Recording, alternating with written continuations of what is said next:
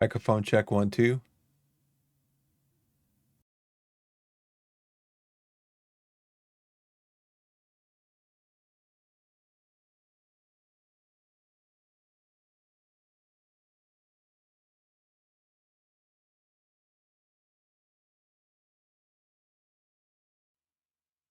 Hey everybody, how's it going? It's Biff back with you again tonight. Welcome back to some more FM24.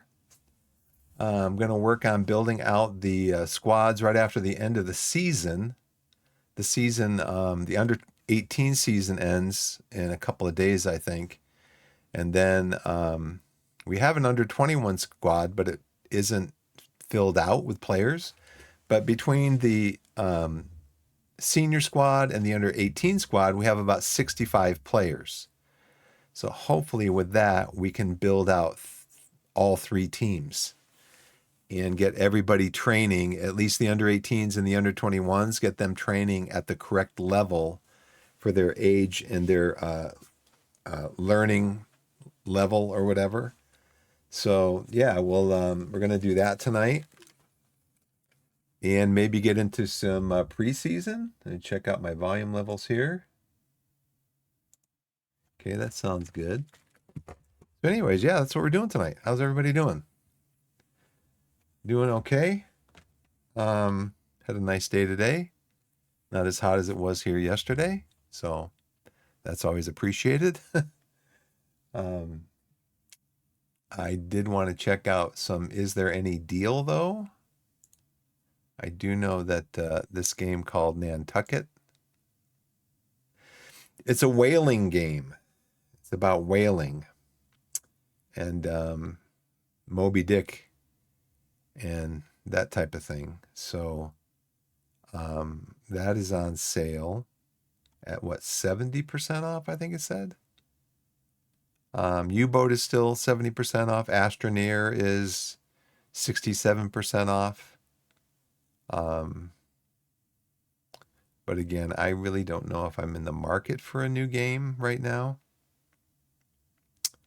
Just because, been playing a lot of 24 and, I probably will get 26 when it comes out, but I think I'm going to send an email to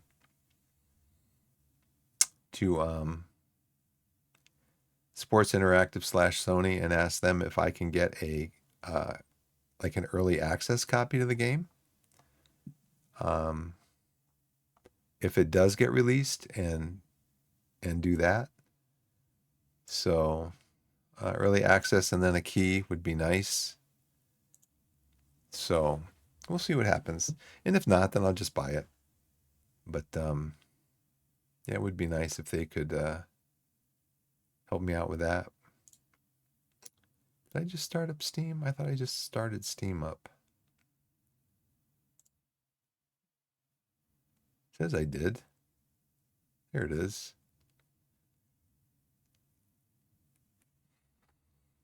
Steam Racing Fest is coming up on my screen here. Let's see. And then also Grounded 2. Didn't play the first one. Played a little bit of it, I think, on Xbox, but then my daughter, who was, 4 years old at the time, didn't like the idea of getting shrunk down and having to fight off ants and stuff like that. They were like 10 times her size and everything, so we just didn't play that one. Yeah, not that one. I think I looked at some of the games in the Racing Fest.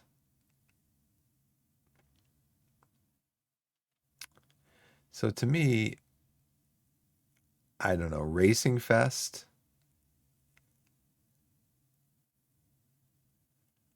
Wreckfest, is that really going to be a thing? I guess so. This is it, huh? I guess you race around and, like it says, be the first to not die.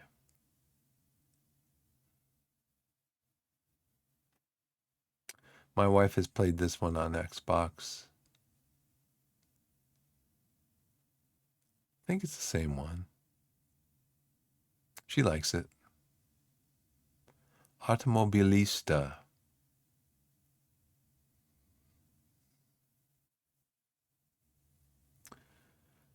iRacing gets positive, mostly positive, but I read some bad reviews on it. Pretty negative reviews. Let's see. I'm not that much into racing though. I mean, they're kind of fun. I'm more the arcadey kind of racer, or maybe F1 manager. I'm more the arcadey kind of racer where, in order to progress in the race, I'll take an inside line on a turn, and I don't mind if I bump into cars that are on the outside. I just, sweep in there, and if I scrape up the side of my car or whatever, it's all about winning the race. So, yeah, that's kind of where my head's at as far as that goes. It's more so that's more arcadey for me. Um, let's see.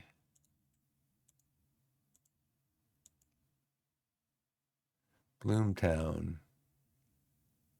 Yeah, she wouldn't like that.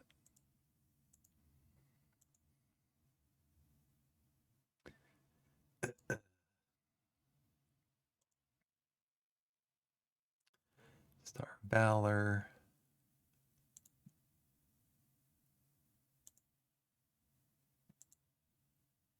Yeah, nothing there.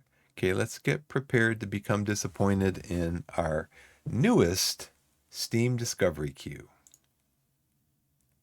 Fumes. Arm your vehicle with deadly weapons and roam endless wastelands. This fast-paced single-player car combat game. I don't see post-apocalyptic in here. I don't see post-apocalyptic. Seems like being able to arm your vehicle with deadly weapons and roam endless wastelands would also include post-apocalyptic stuff. But I guess not in the case of Fumes. Looks like a prehistoric side scroller. And what are they doing?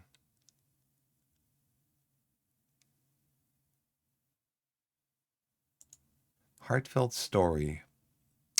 Recharge is a Simcade RC racing game with realistic graphics and physics. Customize your RC race and car and race on tracks inspired by real-world locations.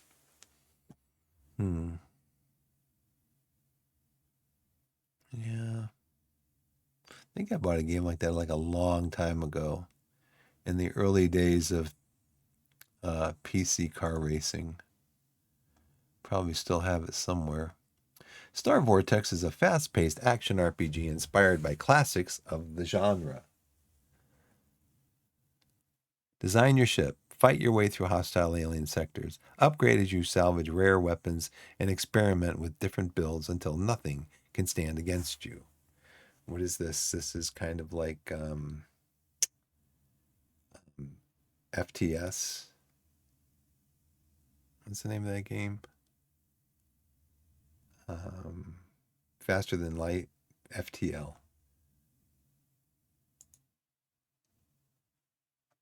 What's up, Fems? Welcome in. Toss me a follow if you care to. I'm just going through my Steam Discovery queue right now. Inkborn. Inkborn is a roguelike deck builder with a card system built around chaining glyph-based combos. Sequence your cards in tactical combat to unleash impactful effects. Customize your skill tree before each run, evolve new abilities, and uncover the hidden story of a world folded in ink, metal, and paper. Kind of looks like Slay the Spire, kind of. Or Darkest Dungeon, maybe. Yeah, we're going to skip that one. My Furry Protege, I'm going to skip that one. Yeah, it's going to ignore and skip. Earth versus Mars. Faced with a terrifying Martian invasion, you must lead Earth's forces in a battle for our planet's future. Create powerful human creatures, super soldiers to fight an alien menace in this turn-based strategy game. I saw somebody playing a little bit of this. Turn-based strategy co-op. Maybe I'll add it to my library. The demo, that is. And just do a little thing over here.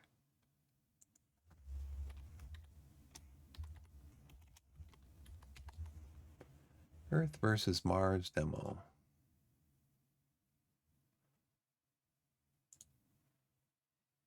What do I have in my install queue? Second Front has an update. Interesting. Corpses toggle. Option to keep corpses visible at the end of each turn.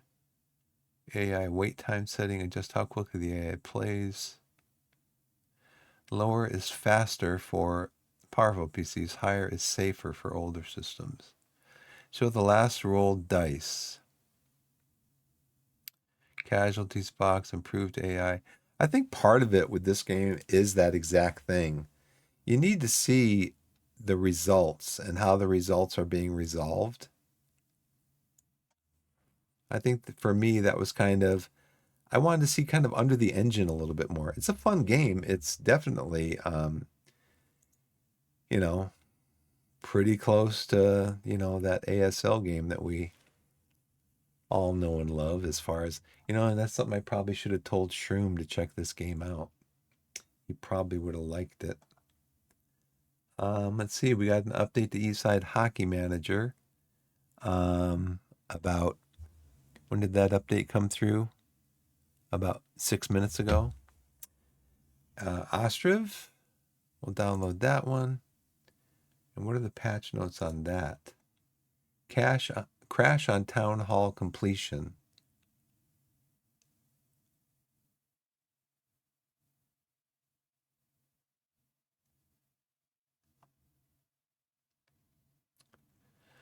Let's see. So Ostriv on July 25th, Alpha 5, Patch 9, Hotfix 32. I know some of you are disappointed about not having the big content update for so long. Oops, I'm sorry. Let me go over here, I think.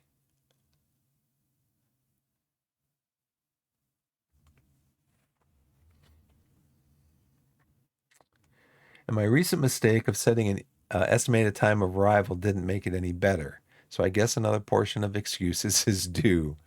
While Alpha 6 is the current big thing, my goal from day one has always been to release a finished game. And while the feedback received during the last 5 alpha iterations is invaluable, and I really believe this community-based approach was the best choice for Ostriv, the whole deal of keeping the game playable and enjoyable on every step of the way is obviously taking a great deal of development time.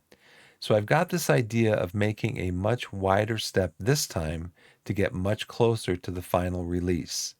The more final game mechanics I can bundle in this iteration, the sooner we'll be able to reach the fabled 1.0 version. There's a slight chance that this will be the last update of this size before the final release. Alpha 6 will have at least 13 new buildings. I also made plans for additional 11, but I'm not sure which will get into Alpha 6, because some mechanics are going to need more time, as usual, and in the end of the day, there should be balance between the size of the update and wait time. I guess no one will forgive me another year of development. It also gets more challenging to support both versions of the game in a single code base, because I need to be able to both work on Alpha 6 and deliver fixes for the current public version.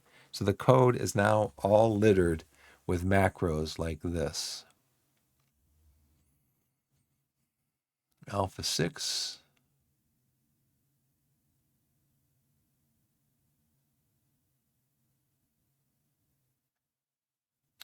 These macros isolate the unfinished functionality and choose the numbers depending on the type of build. Alpha 6 will have most of the numbers overhauled as they are being rebalanced to make more sense. 1 unit will be 1 kilogram for most resources. Numbers from old saves will be converted, of course. Sometimes I forget to split the code properly and you get leaks and hotfixes. Some of you may have noticed the greasing incident. Of course, these mechanics are not yet ready to be publicly released. Meanwhile, here's what today's little update has inside. Houses and apartments will now be set on hold if previous family was relocated. Okay. Add notification icons with tooltips in all production buildings to show resources missing for a batch. Okay, there's a tooltip right there. Not enough to start a batch. Threads. You need 10 threads to do close and warm close. Status strings like not enough X for Y production are not shown anymore. Can now right click on any slider in the game and set the value manually. That's good. Logs will now lie perfectly on slopes so the game is finally playable.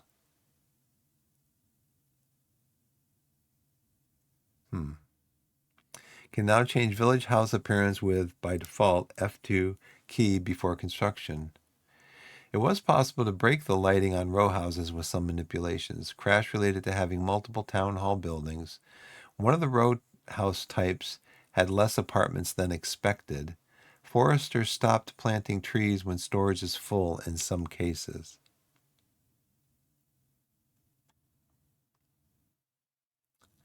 I tell you what, I haven't played this game in a while, but it's a great game, and I would not be upset at any reason for this developer. The developers in the Ukraine, as far as I know, they're still there. They're still working basically on developing this game in a war zone. So, no complaints from me. So we already saw the patch notes on that one. So we'll go ahead. We got an update for Eastside Hockey Manager, Gear City Demo, Ostriv, No Man's Sky. I'm not updating that yet because it's just too big for right now. Not needed.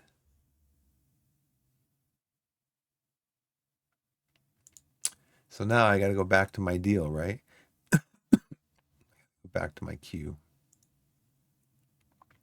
Earth versus Mars. No Signal, an emotional point-and-click hard sci-fi adventure game about exploring an abandoned space station. Follow messages left by the long-gone staff to learn the outcome of the research team and the secrets they left behind. A lot of games anymore about secrets. Vibe Clicker. Sunset High. Gundroid. End of queue.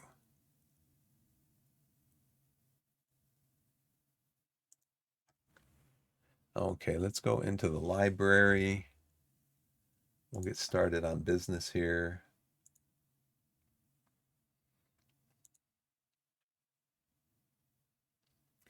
Okay, so here's some new achievements.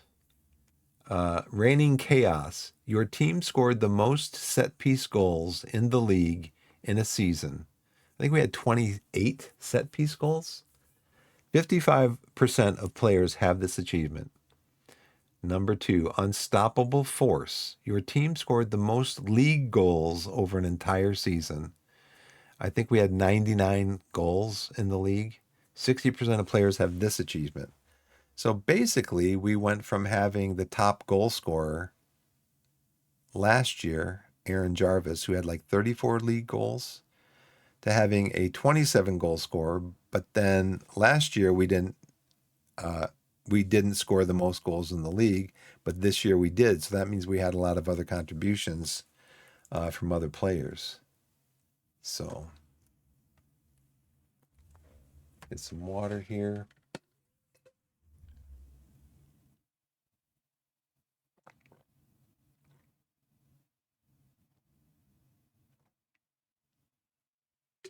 I've got a new graphic. I got to do new graphics for my new season 3. Do that at some point because right now this is season 3, episode 2, and so gotta create new graphics for what are they called? Thumbnails for Twitch and for YouTube.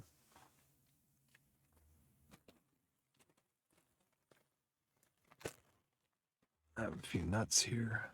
Pistachios.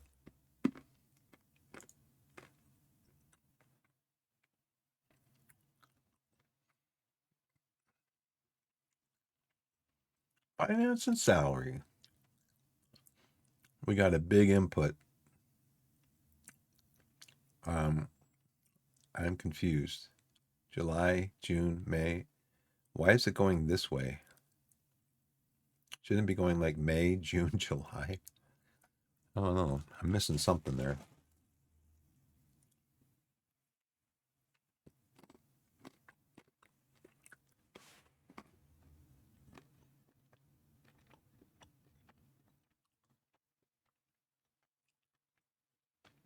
Okay, so 25% of transfer revenue is made available until 5.87 million revenue has been generated. So that means if I sell a player for $10,000, I only get 2,500 of that.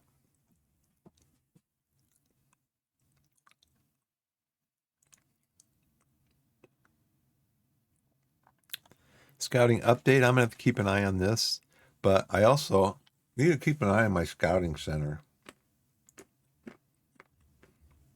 I think for right now, we're gonna do this one because my scout teams like to go ham on scouting players.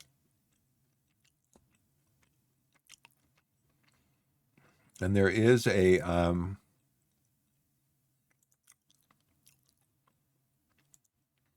there is something here.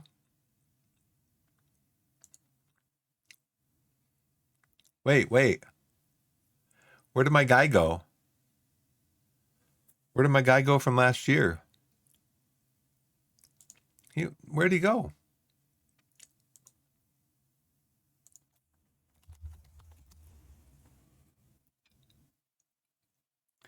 Where did my guy go at the end of the year? Wait a second. Forget what his name was. I might have to go look at it. Was he a recruitment analyst? This guy, head performance analyst, Louis Birkinshaw. I was able to send him out last year to do the match and team analysis. Oh, analyst pool. Here we go. Yeah, Louis. No. Did I send Louis out? I think I need to look, since we're going up a league, I think I need to look. Hey, what's going on? Benikaj? 36. Wow. Hey, everybody. How's it going? Biff, back with you tonight. We're playing Torquay in the, we were in the Vanarama National League South. We won automatic promotion by winning the league this year. Yeah, thanks for following. Hey, what's going on, Scheme? How's everybody doing tonight?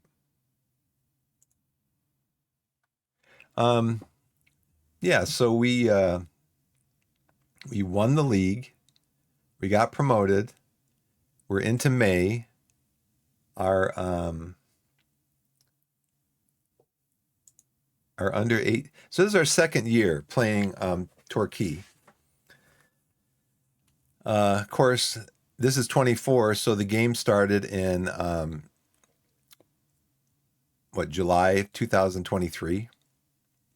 And that first season, relaxation time, nice.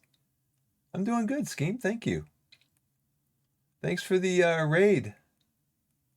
Thanks for the raid, Benny Cage. Let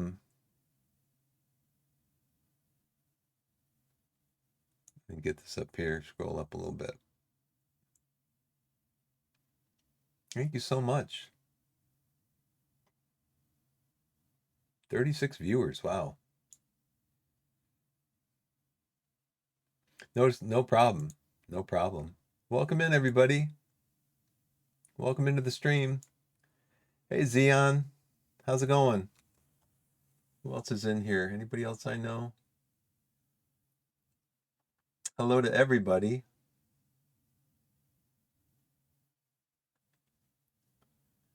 I think I've seen Reaver's name before. Yeah, I've seen Reaver. Yeah, I think so. And Zion, I've seen you. I hope I got that right again. Um, yeah, so last year we started playing Torquay um, with a negative 10 points deduction at the beginning of the season because the year before they had gone into administration. And so everybody else started at 0 points, and we started off at negative 10 points. And we got up to, I think we got as high as third place in the league. And then November, December, January, February, in those 3 months, we had 3 losses total in November, December, January, February. In the final like 6, 7 weeks of the season, we had 5 losses. So we went from like third, dropped down to eighth, clawed our way back up to sixth to get in the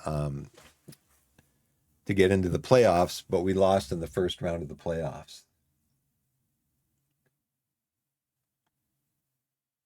Um, so this year, the goal was to win the league, automatic promotion, and that's what we did the other night. Um, where's my deal here? I'll go back here. Sorry, still learning the interface after all these hours of playing. Yeah, we won the league by 5 points. Yep. So we go again. Now we're up to the Vanarama National League, and go again. So right now I've got how many players do I have here? 33 in the senior team. Oh, that's the under 18 team. And then in the senior team, we have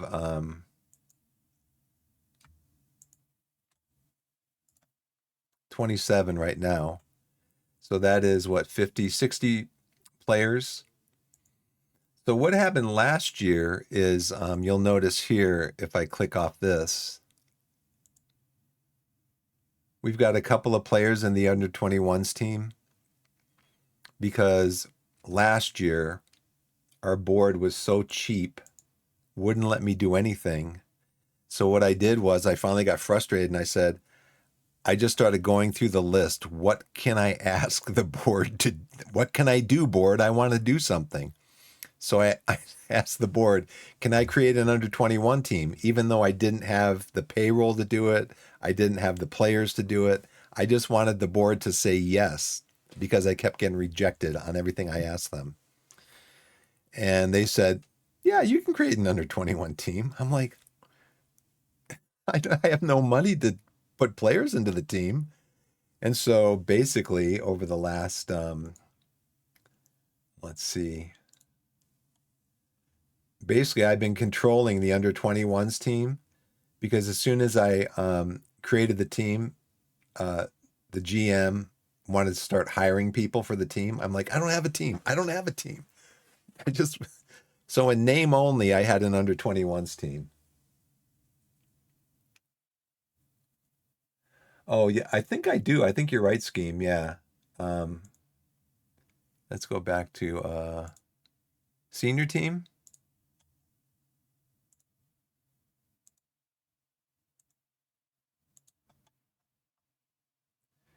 Yeah, Aiden Rutledge, 27 goal scorer.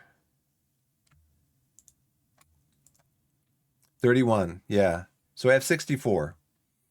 So I figure if I have 25 on each team, I need about 11 more players to make up a squad of 25 on each team.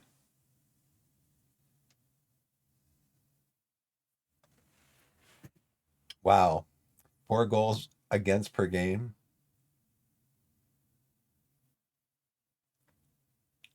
Yeah, the game is so like up. It's like a roller coaster sometimes.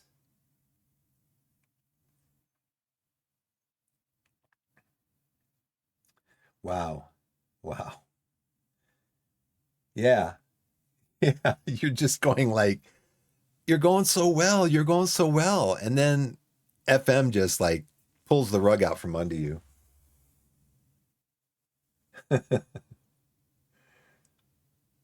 It's tough, man. It can be really tough. I've learned a lot though, I think. Well, I can say that, but the proof is in the pudding. I've learned because initially when I started playing, um, I wasn't paying enough attention to this over here and to this over here, familiarity. So my actual first tactic is wing play, and these are my best. My best team is with Dawes over here, um, and Scott. No, I think Krask. I had Krask over here, and I think I had Krask as a. Anyways, I got my best team up to where they were like 95% familiar with the tactic. And so that actually helped me. Let's see, go into past positions. That helped me like stay in the first place for quite a while towards the end of the season. Last 20 games of the season, I was 15, 3, and 2. Only lost 2 games, drew 3, and had 15 wins. So I had 48 points in the last 20 games. Hey guys, I do. Nightbot hates you.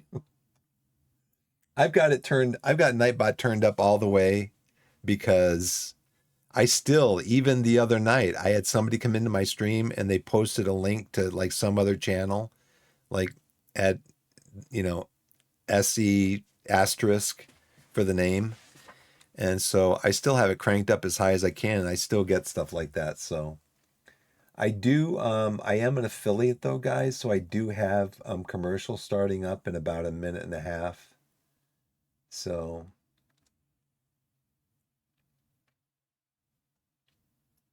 yeah, I know we all have our stories, don't we, Benny? We all got our stories. Yep. So we go again. So this is season 3, episode 2, whereby the episode 1 we did a recap of last season, and so this is episode 2, like I said, where we kind of all the players are on vacation. So we're kind of going through and looking at kind of what I'm doing is I'm going through and I'm looking at potential ability, and I'm kind of dropping anybody that's under a 3 as far as potential ability. Either um, putting them up for. I might keep Krask because, like I was showing you guys on the tactic screen, he knows that tactic really well. But these other guys, not so much. Okay, so we got ads coming in, and oh, the ad break started and ended. I'm so sorry. Yeah, viewer bots. Yeah, the ones that just come in, they post something rude on your channel, and then they're gone.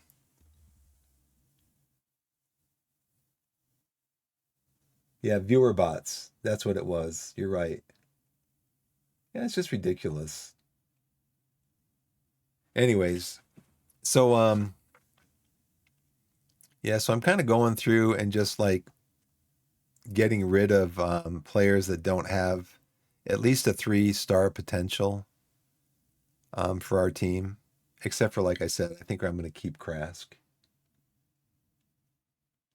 Yeah, the thing is, you can't ban them because they're just like it's a bot that's generated, and then now Twitch might be able to ban the name, maybe, but I was told that you can't ban them from your channel. Yeah, in yeah, scheme. In 5 seconds, the channel's down. The account's gone. It's the account gets created, it spams, and then it gets deleted. So, anyways, so let's see. Right now, I'm looking at my last game for my under 18s is on the 13th, 2 days. And so what I'm trying to do is, like I said, get that under 21 team going. Oh, this is the most important thing, the end of the season. So you can see here for yeah, so you can see here my last 20 games. I was 15, three draws, two losses. So I had a great. It was almost opposite of last year's run in, almost completely opposite. Um,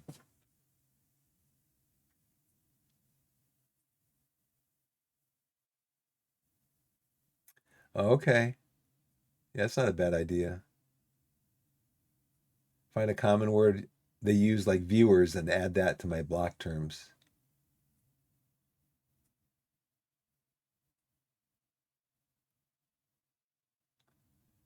So block terms, if a follower types it, I get a message saying it's been held, and I have to click to allow it to go through. If they don't follow the channel, though, it never appears at all in chat. They will get a message that says your message could not be posted due to this channel's moderation settings. I'll have to look at that, definitely. Thanks for that tip, because I'm getting, you get to a point sometimes you just throw up your hands like, how do I stop this? I don't know. And you just kind of go, well, let me play my game, I just want to play the game. But that's a good tip. Definitely. Appreciate that. Yeah, I need to become a genius because I just want to get that crap, that stuff out of my channel. So here's my run in last year, almost completely opposite to what my run in was last to here's my run in this year, which is almost completely opposite to what my run in was last year. So pretty happy about that. Um, so what I'm thinking though is because we're going up now, see, we haven't gone up yet to Vanarama National League South. So what I was thinking earlier is streamer dashboard settings, moderation, block terms and phrases. I'll look for that.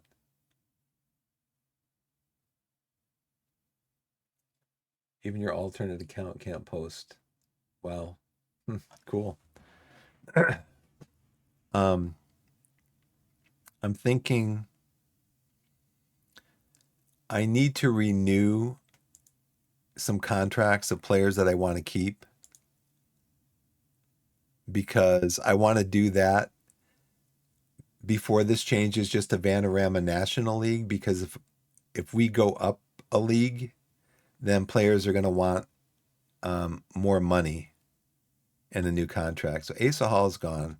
Mark Halstead's gone. Ryan Hansen, I don't think I'm keeping him.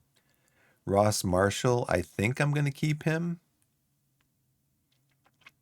I'm not sure. Do you guys know when this is going to flip over from Vanarama National League South to Vanarama National League? Is it at the end of is it June 30th? End of June. Okay. So I've got time yet to decide on these guys. Now actually I don't have 64 players. I don't have 64 because these guys are all loans. But I'm kind of hoping maybe I could get like Ryan Glover is really good. He's under contract with Aldershot till the end of June. If they don't extend him, I would consider keeping him because he's very versatile. I mean, he can play a lot of different places. Like here on wing, which is what we use for our main tactic. He's 3.5 stars.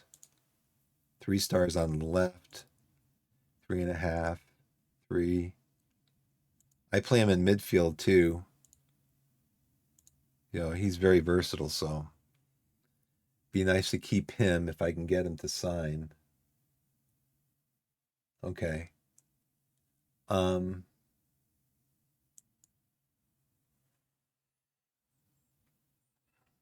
Hope everybody else is doing well, and I'd appreciate a follow. Anybody wants to toss me a follow, I'd appreciate that.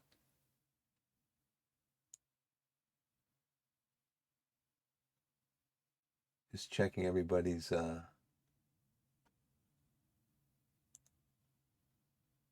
yeah, I need to do things um like have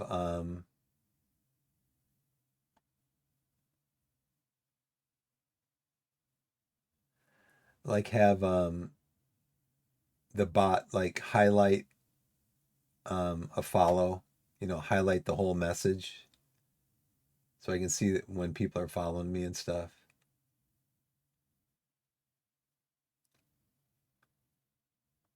I just need to get into it more probably.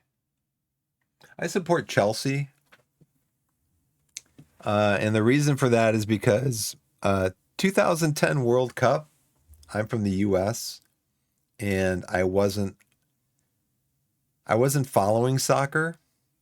I know that back then that the domestic team that I follow, the Colorado Rapids, they had won the MLS Cup in like 2009, I think, maybe 2010. But it was the World Cup in 2010 that got me interested again. I saw some of the games the U.S. played. Um, I watched some of those games. And then that fall, probably in August, right after the World Cup, when the Premier League started up again, it was on Fox, I think, Fox Sports. And the first three or four matches that I watched, Chelsea was playing. They were playing another team, but Chelsea was in the game. And I like their style. I like the style of play. They played, fast paced, um, entertaining soccer and football. And I like their style. I like the players. Lampard, Terry. Back then, De Bruyne was on the team, though he didn't play much. But Drogba, Nicholas Anelka was on the team at that time. Ramirez. Um, it was Ivanovic. Um, Anyways, so I like the team, and I just after like watching three, four games, I'm like, I guess Chelsea's my team. So I started going to this restaurant that I hadn't been to before. It's called Rock Bottom here in the U.S. And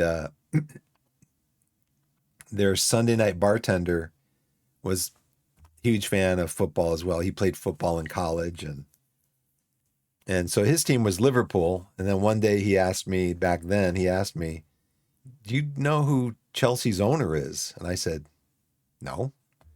And he told me who Roman Abramovich was and how he made his money and all that stuff. And I'm like, look, I didn't pick Chelsea because of who their owner was or how much money he had. I had no idea. I picked Chelsea because I explained to him the same thing I just explained to you guys. I like the team. I like the style of football they played. I like their attacking and how they ran up and down the field. Um, and so that's why I chose Chelsea. And I picked the Green Bay Packers to be my favorite football team when I was like, how old was I? 11 years old. I saw a game on TV called the Ice Bowl, and they were my favorite team from that game that I saw on TV when I was 11 years old. They were my favorite team. They've always been my favorite team. So I guess that's just my personality. I saw Chelsea play like three or four games. I liked what I saw. They were my team, and they've been my team since then. So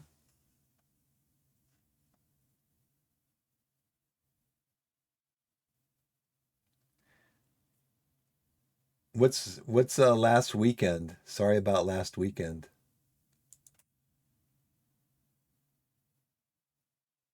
Yeah, I've been a Packers fan since I was 11 years old, so love Packers. Oh, who's we?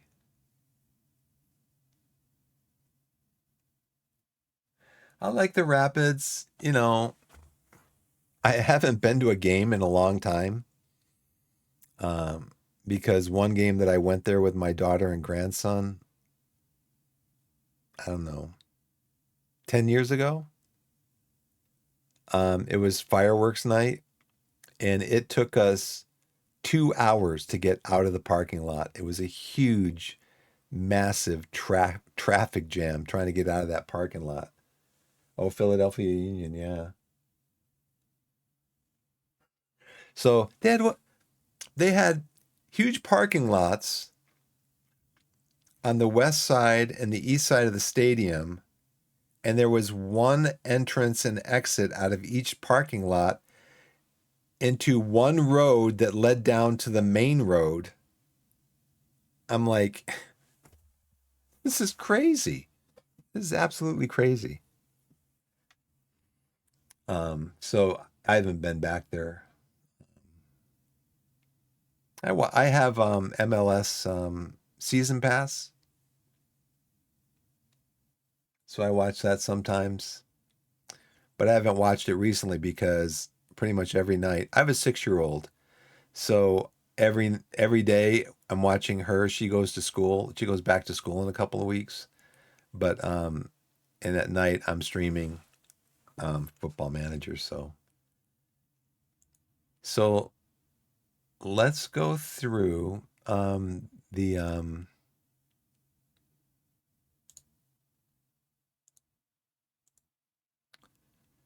transfer window is open.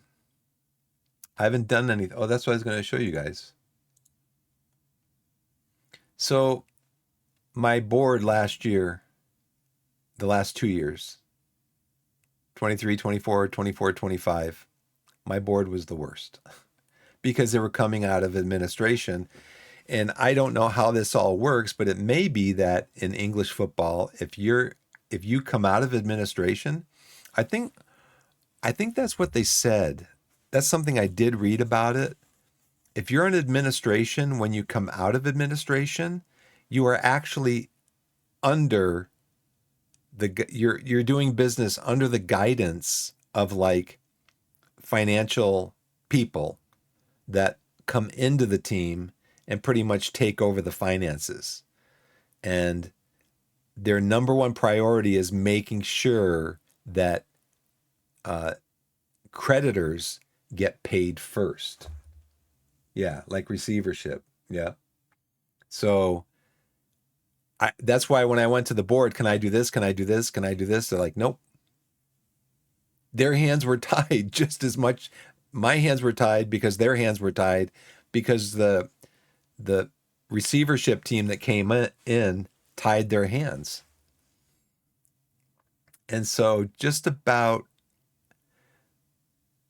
so when the transfer window opened over here, I'm gonna bring this mic back a little bit. When the transfer window opened, we were under an embargo because the current chairperson was negotiating with a couple of other groups to take over the team. And you can see here there's no debt anymore. There was debt, but we got that pretty much paid off in the last couple of years because we had one big game against Newport County at their stadium. On that one, we made 255,000, I think. Then we had another big game at away at Blackburn in the Blackburn in the FA Cup, so we made money on that one. But this year we got bounced out of both competitions really early, so we didn't make a lot of money. But a new owner did come in. They increased my payroll budget from about 20,000 to 40,000. They increased our transfer budget from zero up to almost 100,000. Um, and that was what, about a week and a half ago. And so really what I want to do is I want to get to this day, get into the when we get to Wednesday the 14th, and then split up the teams, start hiring staff for the under 21s. Because I think right now all we have is a coach. We have a head coach. That's it. But I also, because we're going to be going up into the Vanarama National, I want to upgrade our staff to get um, you know better people in there, people with more knowledge. Gimpo in the save I was playing tonight, we went $550,000 in debt for season one, but got promoted to K League One after that season. We finished season two 1.1 million in debt, and the board gave me zero transfer budget. We had 11 players walk as well, so we had to financially repair the club and survive with what we had, plus four free transfers. That was me last year, basically. That was me. And this year too, because like I said, um, these guys just took over the club. Um, what's the word I want to look for? Um, I forget who is the new. Let me look. Let me look for his name in the. We just secured safety tonight and are $50,000 in debt with 4 games to play. Yeah, I want to look at who is the.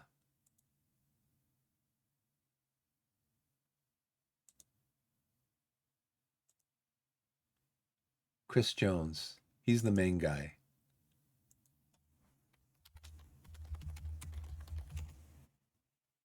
Yeah, consortium complete Torquay takeover 5 days ago.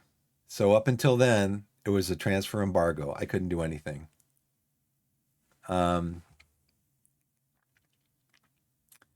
it's interesting because the previous chairperson, Clark Osborne, he was negotiating. I got an email that said, yeah, it's right here. This was 9 days ago. So it was brewing that he wanted to sell the team, Clark Osborne. He wanted to sell the team. And for like half the season, it was rumored that he was going to sell the team. In fact, it said that they didn't. It said before the club got sold, it said that they had revised everything and they did not have a 5-year plan because he's considering selling the team. So here it says this was 9 days ago. Torquay United have attracted takeover interest from consortiums, multiple, backed by Chris Jones and Seb Pepper, as well as a further rival group fronted by Calum Downey, who have kicked off proceedings by declaring they will name a new head coach should they prove successful in their efforts. And I'm like, I just signed a new contract. Now somebody's going to come in and buy the team and kick me out after I got them promoted. Um, Downey hinted at the change to Daily Star and what cynics will claim as an early attempt to get the supporters on his side, knowing they are watching the situation develop. Well, the supporters are on my side. I mean, they've been on my side all season. It's gone from like a B to an A all season long. So I don't know what this guy was hoping to do, but when I read this, I'm like, who have kicked off proceedings by declaring they will name a new head coach. I'm like, what? What? I got you guys promoted this season. We won the league, automatic promotion, and you want to kick me out? Um, but yeah, it's interesting.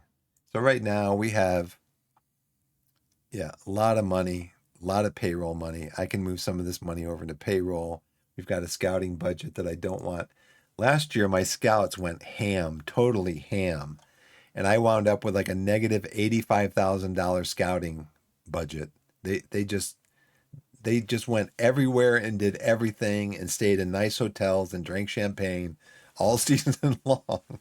And this scouting budget at the end of last year was negative 85,000. So, but you can see right now we've got $900,000 in the bank. We lost money last season, I think, because um, primarily because we didn't go very far in the cups competitions last year.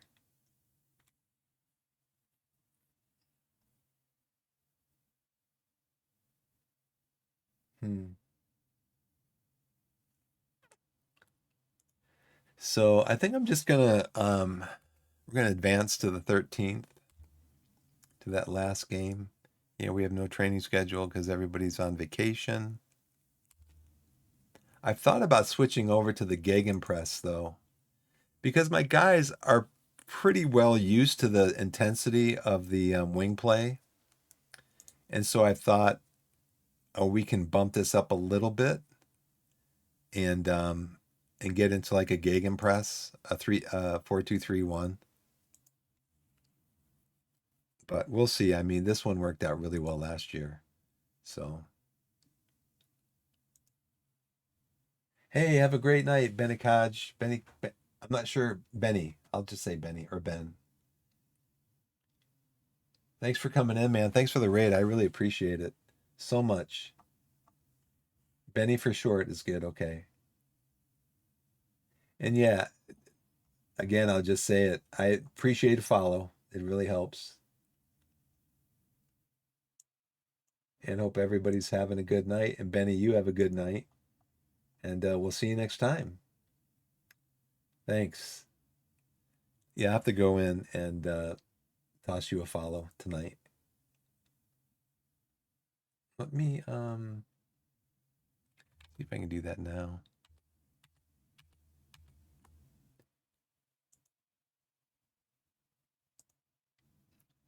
Let's see, we're gonna go here.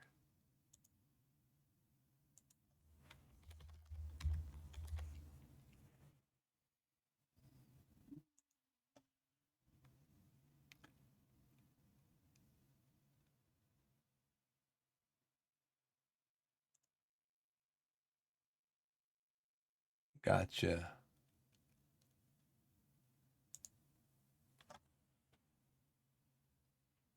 Yeah, thank you so much. Have a good night. Let's see. I think Big Will, I think I recognize your name. And Koala. How's it going, Koala?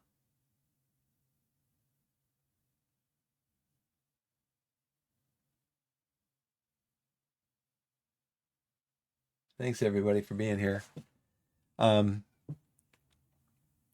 Players removed from not interested list. So these guys might have been people that were thinking about scouting.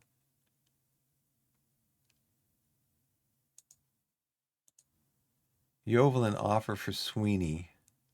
Yeah, this is somebody that we looked at. We actually gave him a he actually came in on trial, but I think he wanted way too much money. I'd only be able to sign him for 1 year, but I think he was really good.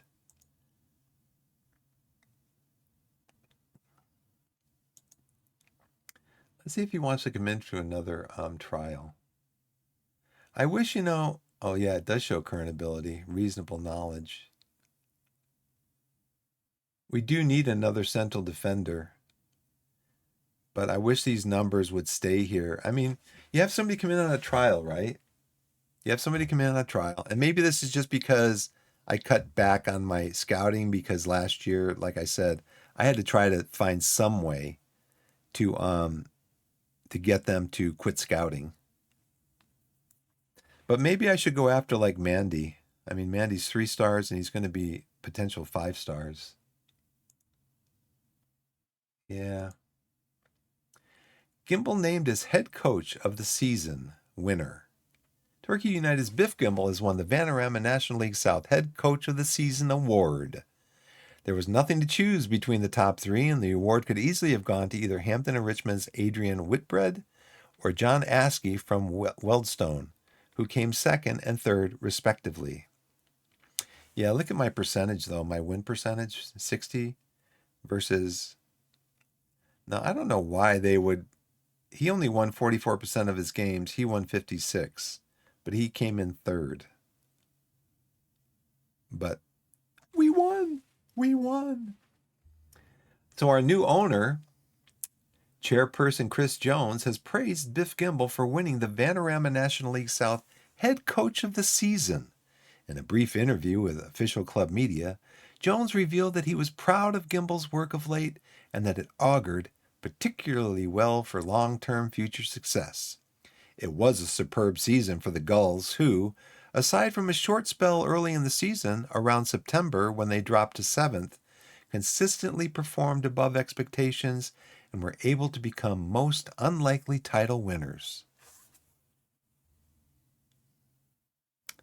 I have an 80% win percentage. That's over the last 2 seasons, I guess. We win 4 out of every 5 games. Okay, let's go to our meeting. I would recommend ending Lewis Collins' individual attacking movement training. I would recommend ending that too because he's on vacation for the next month and a half. They're no longer weaknesses in his game.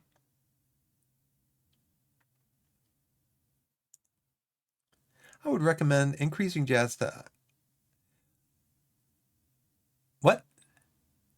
Increases asking price from 40 to 100? Okay. We should consider formally recognizing Jack Staub as a fringe player to more accurately reflect his importance to the squad and how well he's been playing. What is he right now?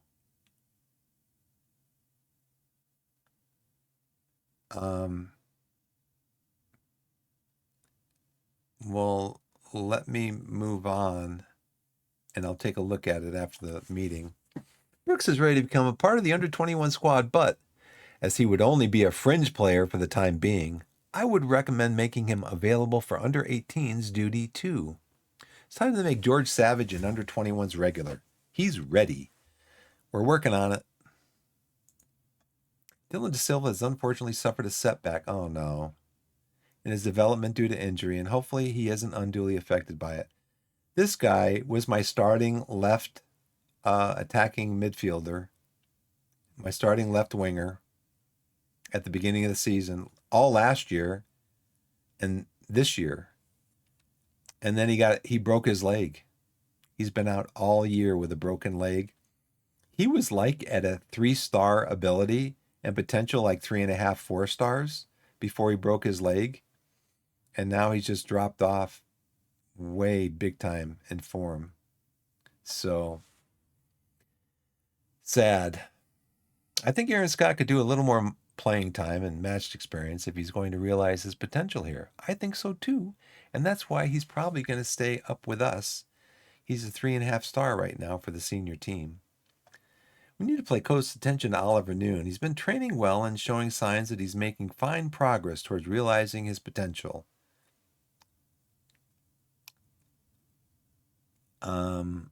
I think these are reversed. We'll see. Remind me in a week. It might be ridiculed for saying this, but I think Jordan Tornian and potentially be better than Ryan Schofield if we handle his development correctly. All right, Chris Davies, Andre Lake. I need to get that under 21 team going. We should give strong consideration to hiring Ellie Billingham for the medical team because she's a capable sports scientist. We currently do not have an under 21 sports scientist. See, I want to try to get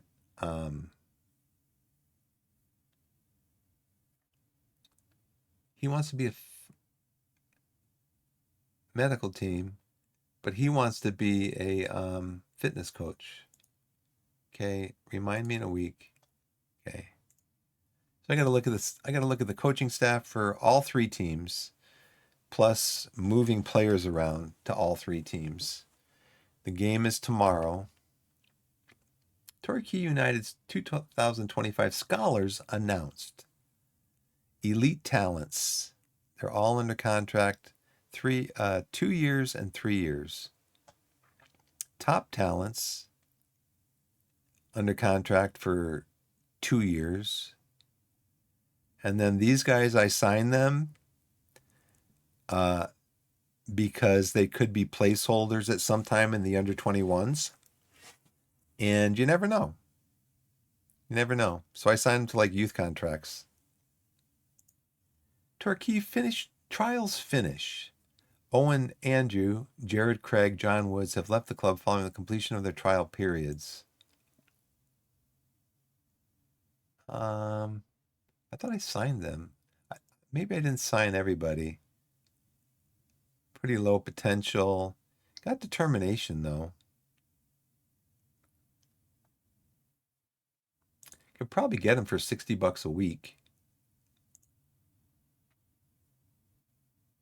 Now, do these guys automatically go into my watch list?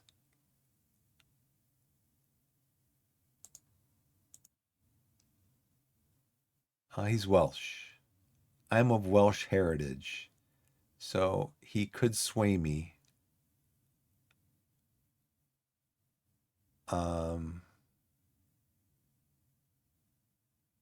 Where do I add him to?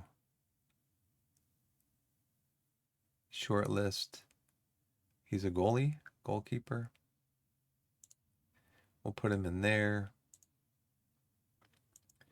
Jared is a defensive winger. How about a winger? He's half star anyway. 15 years old. Yeah, we'll add to the short list. Tagging midfielder. Him. And John Woods. John, you can play winger. We could train you as a winger. You're a natural up there.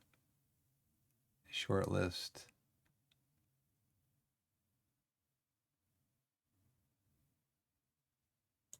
Okay.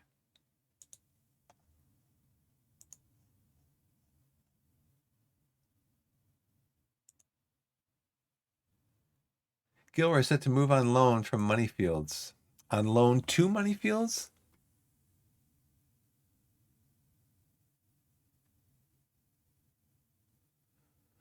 What are you doing? Come on, David. I thought I took you off that. David, I haven't even had a chance to build the teams yet.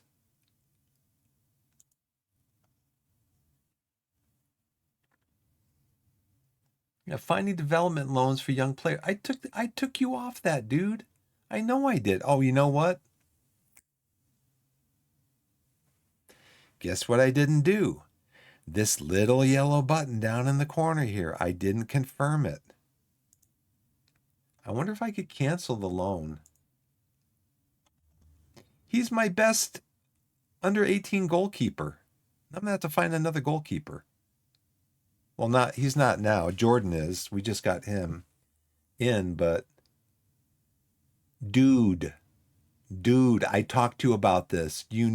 Yeah, but you didn't click confirm. I know, but we talked about it, and I want to take over those loans. Yeah, but you didn't hit confirm. See, I didn't. There's no confirmation on this piece of paper that I have right here saying that you're taking over that job. So I was doing it because that was my job. Well, it's not your job anymore. Yeah, end of season. I wonder if I could get him back somehow.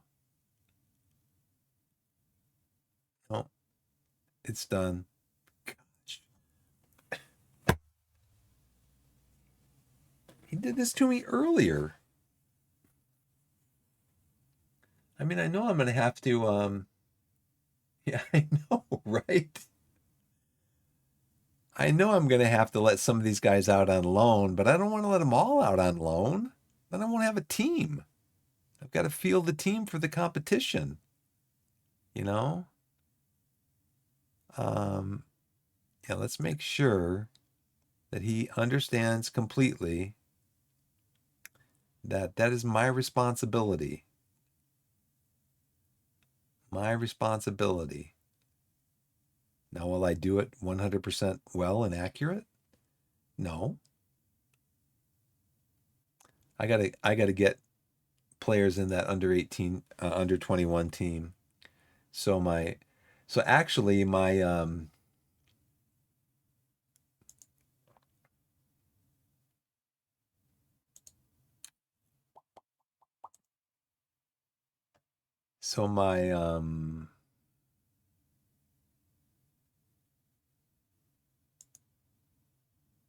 Gary Johnson, my GM, he is retiring.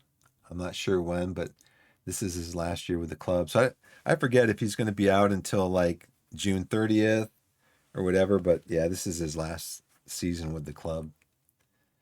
Um,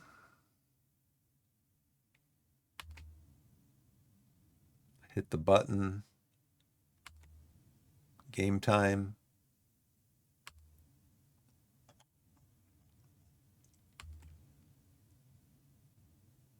Here's the game. Player targets and promises updates. Jack Staub, we're trying to sell him. Well, that's what I was going to do, right? I got to look at that. I go back to Staub's. Transfer. Yeah, okay. Fee. They said just do 100K.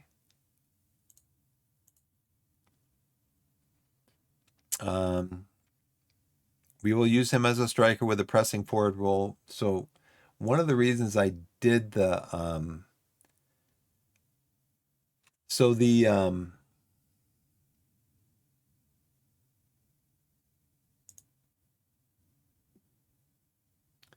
wing play 4-4-3 defensive midfielder wide. The forward is an attacking advanced forward. That's why we have Rutledge up here as an advanced forward. The gegenpress turns him into a pressing forward, and he's not as good at that. So that's why we had this new guy come in. He is a pressing forward, LaShawn Sealy. And so, I mean, so my guys, when I have them come in, when I have all my guys in here, everything's set properly. Let's see. This is my custom wing play board expectations. The board wants them to play a certain way. And I got to put him on box-to-box midfielder support. Because that's what he knows the best. So if I train them in gegenpress, do they forget how to play in the other formations that I've sent, the other tactics? Do they just like, oh, coach wants to switch us over now to the 4-3-3 wide wing play? I forget what am I supposed to do in that, do they forget their duties and their roles and their positions and stuff? Or does they remember and that just carries over from, let's see, where is my, yeah, I would have row over here because they have an affinity there. Or do they remember it? Do they remember everything?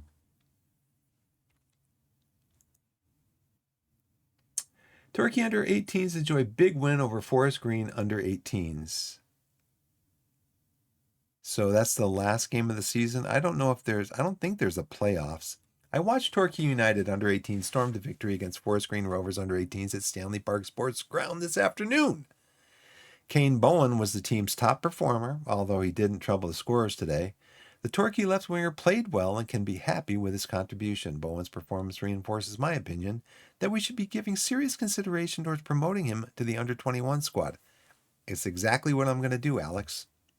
I believe that he would be on the fringes of the under 21 squad, so I would also recommend making him available for under 18's duty too, in order to ensure he continues to see enough playing time. Torquay under 18s finished the season in third place in the English under 18 Division 3 Southwest. So I think we're going to do this. Let's do that. Let's go to the next day. This is what, 11 o'clock at night. So we're going to go to the next morning.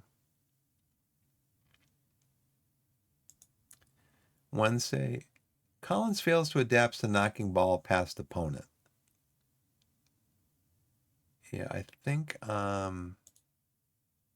what do we want him to work on? Now see, I got these messages too.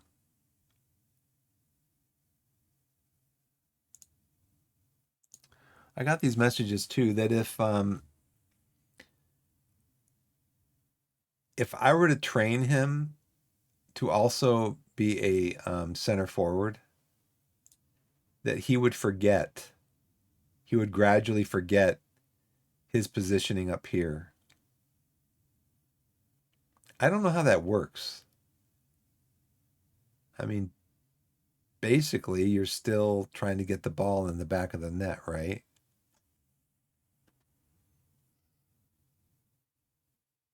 I mean, what do we want to do with him as far as maybe where he's not proficient?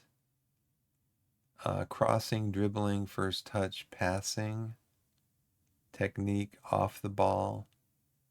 Maybe do some off the ball work with him.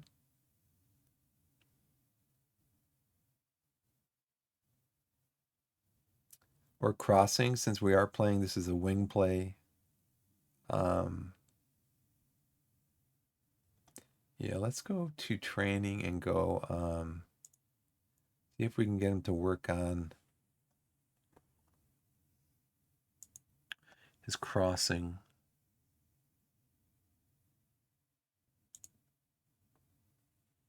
Technique and crossing. Sounds good.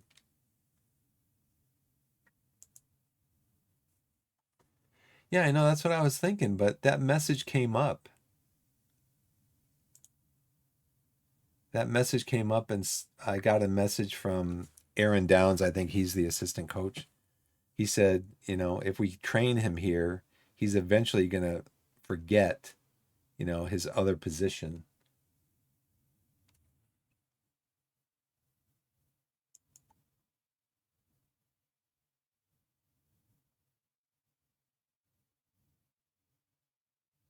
Advance forward will still press. Okay.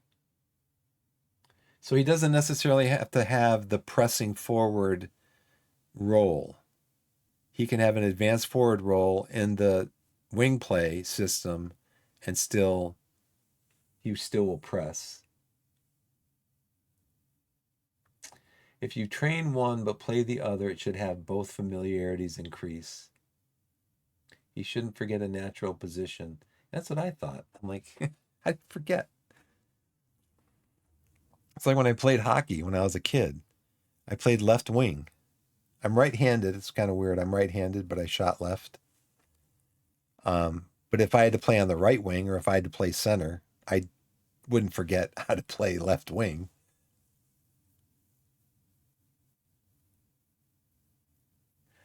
Okay. So additional positions take up his potential that could go into his attributes. So, see, he's another player I have to renew.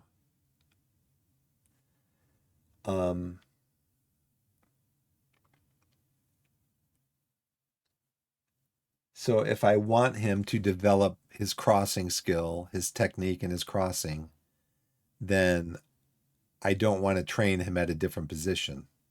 I want him to work on crossing and technique from his current position. Okay. Hey guys, I'm going to take a really quick break. I know well, I'll wait the 10 minutes for the ads to start because I've been on for about an hour and a half. Okay, that sounds good. So now we're on Wednesday. So let's go through the under 18s and start adding people to the under 21s.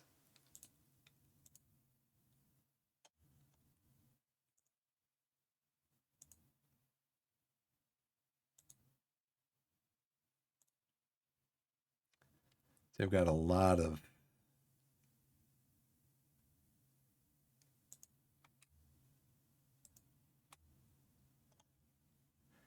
But I mean, I can do this just right off the bat here, but I know I'm gonna have to.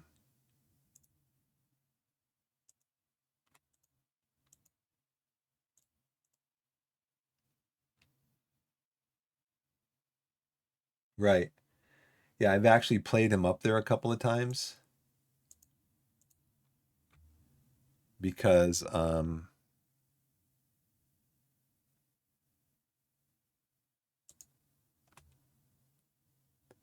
gonna move these guys to.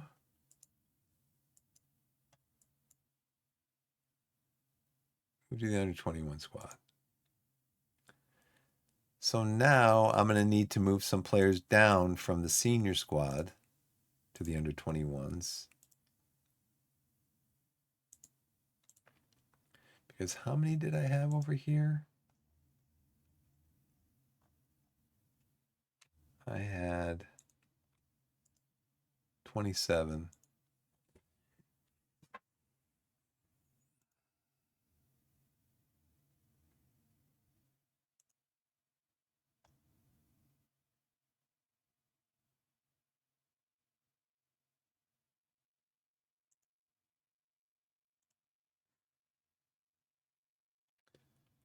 Let's see.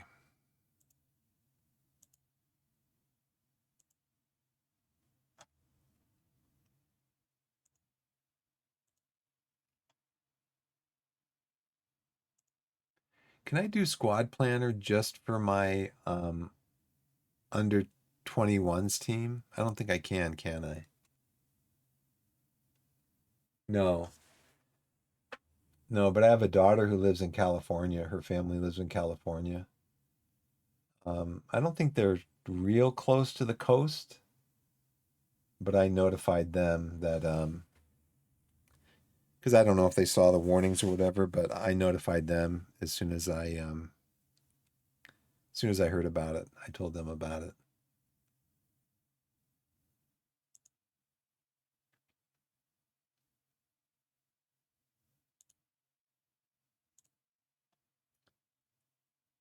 So I got three goalkeepers. So Corby Gilroy went on loan. See, my biggest fear with having like a loan manager is that he's gonna loan players out, and then I'm gonna go into like a match day squad and go, "Where's all the players?" Oh yeah, I loaned them all out. You're welcome. Like what? Um, yeah, it'd be nice if you could do a squad planner. I can do that, right? I can filter under 21s. Okay, let's do that. Ask assistant. Do you suggest for everything?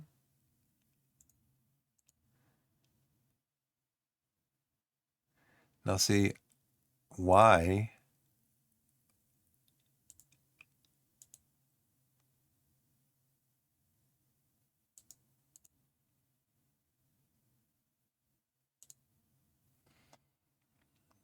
Why are these guys that were on?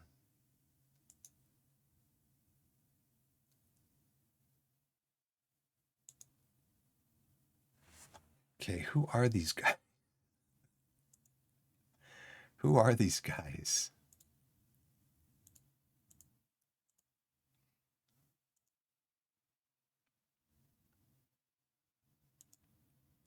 Joe Rose?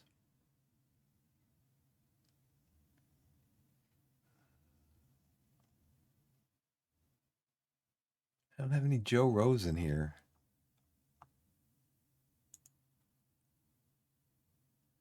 Okay, goalkeepers. Yeah, where do these guys come from?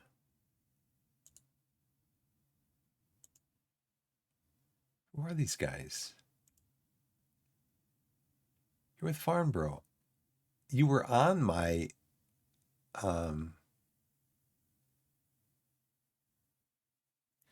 yeah. I don't think they're close to the I think they're north of Sacramento, I think in California. Yeah, I'm in Colorado. Thanks for the follow, Tenkidu. Welcome to the channel. Appreciate it. Appreciate not required to follow, but I appreciate follows because they help with the, the whole Twitch thing.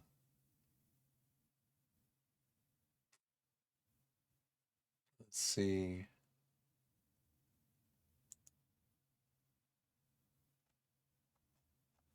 Yeah, just welcome in. I just hope. I mean, I have a pretty chill stream. I get pretty detail oriented when I'm doing this stuff. I'm still trying to figure the game out. It's kind of like Europa Universalis when I played that a long time ago. Um, I actually got through a whole game. I think the game started in like 1444 and went until 1835. And I played as Spain and I got through the whole game. And I don't know. I think I have like 500 hours in the game because I've done stop start with like um, different countries and stuff. But then I watched some streamers and some streamers have like 30, 40,000 hours in the game. I'm like, I do not know the game even 1% as well as they know it. So, yeah, it looks like we got ads coming up in 3 minutes. I'm going to actually take a break, this ad break, because I need to. I need to get up and walk around a little bit. So, when that starts up, I'm going to get up and walk around a little bit. But yeah, this guy, I think we brought him in for a, I don't want to add him to the not.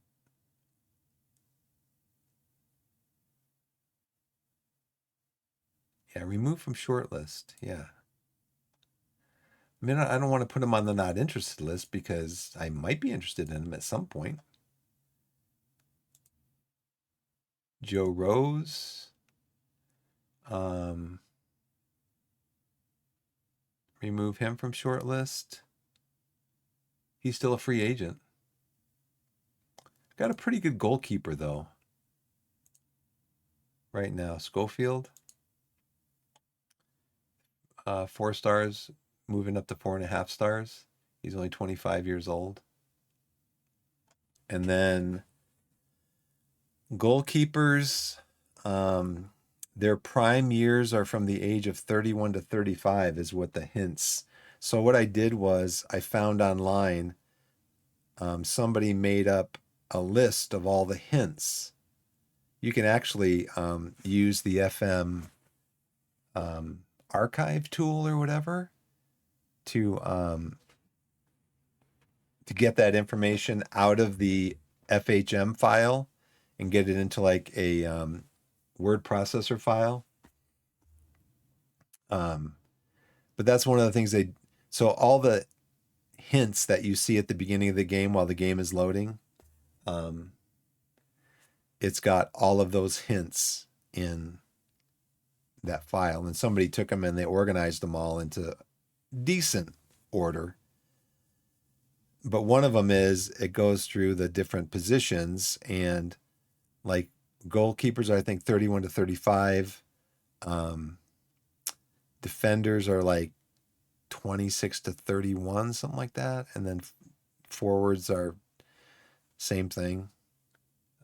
But yeah, they've got all kinds, all the information that they tell you in those little hints as the game is loading is in, I think you find it on Steam. And I know it works because Sports Interactive did a game, a hockey game, NHL World Hockey, basically. And they did the same thing with the hints at the bottom. And you can also get a file of that with all the hints. And I used those hints when I played the game, and they work. So it says ads are starting up here real quick. When the ad starts, I'm gonna take a break. Here's 3 minutes.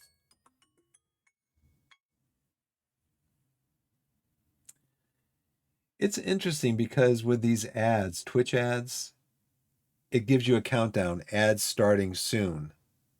Then after that countdown, it says now ad starting soon.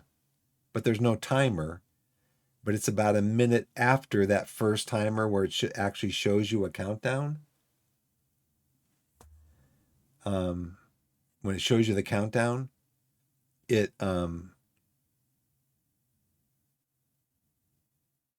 it doesn't it about a minute after that is when the ad actually starts. So it'll count down to 0, and then it'll say ad starting soon, and then about a minute later with no countdown, it'll just start. Here it goes. So I'm going to take a break. Be back in a couple minutes. Thank you so much for watching. I think it's the one I want.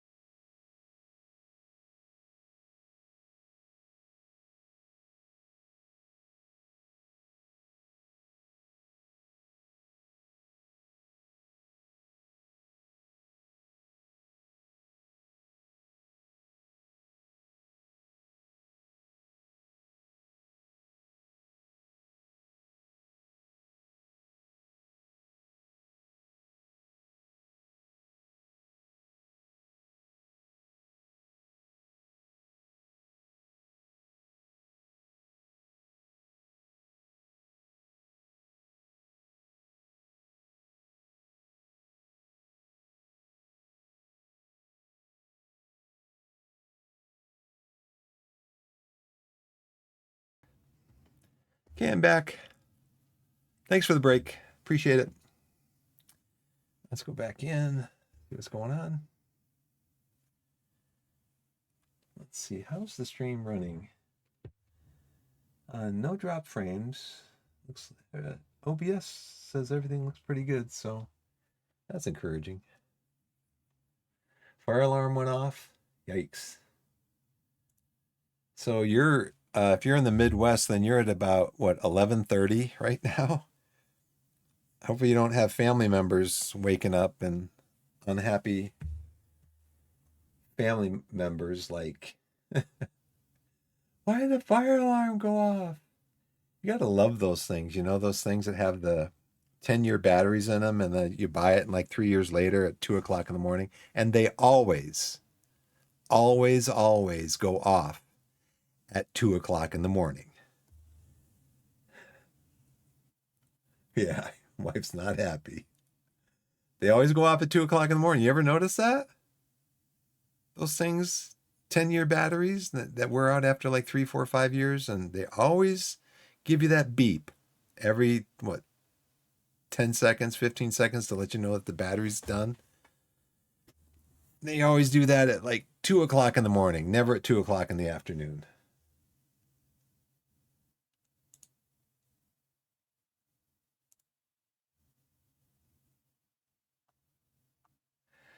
Um, so yes, we got a good goalkeeper, young goalkeeper, so I can get up to 4.5 stars. Now I'm assuming too, though, that once I go up to the Vanarama National, this is going to come down to like what, 4 stars, because we're going moving up a league. So he made 11 appearances.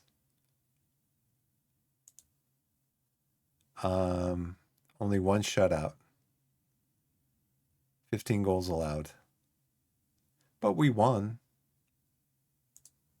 We won.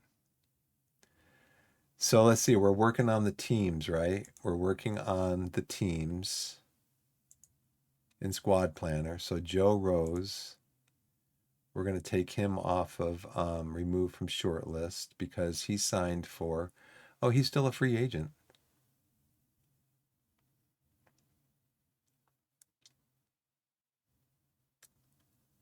3 potential senior team. Current ability. He's going to want to be a star player, though. He's going to want to be our starting goalkeeper. See what's his determination? 12 to 14. How old is he? Only 23. We have a decent backup. Ted Can is our backup.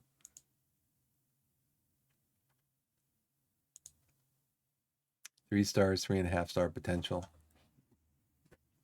Yeah, I don't think I'm going to be looking for a goalkeeper right now. Plus, we have a couple good young goalkeepers. So, but still, I don't know why. I don't know why my the goalkeepers are in the under 21 squad. Why aren't they? Or yeah, my team that's in the under 21 squad. Why aren't they showing up here?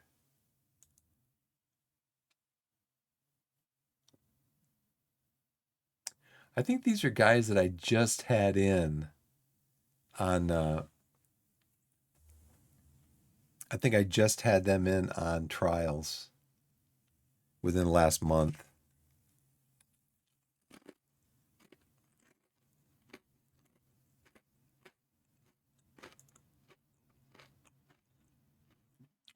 He would work good in the 4-3-2-1 or 4-2-3-1.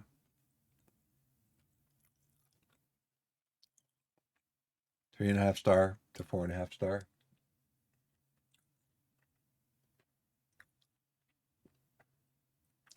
They don't show by default, huh?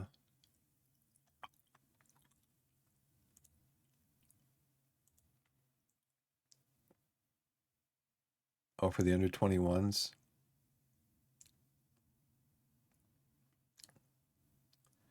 I think it's Jason, who's 2.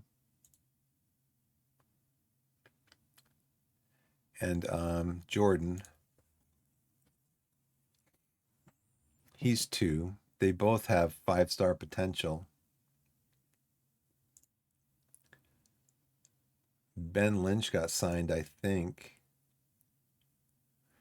So what's the deal with under 21s? Um, I guess I have to look at um, Panorama National League. Get the rules there for their squad sizes and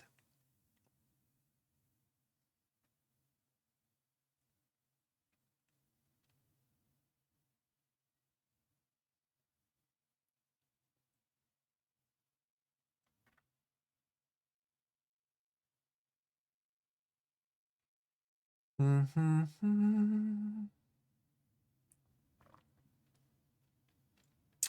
375 per week minimum for players of 19 years old, 22 to 21. That's, this has got to be a typo. 500 per week minimum for full-time players from 22 to 21 years old. That should be 22 or 21 to 22. And then what about 23? Is there like a limbo in there if you're 23 years old?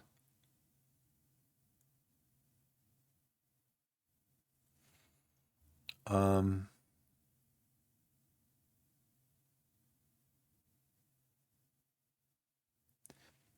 what's my head coaching experience?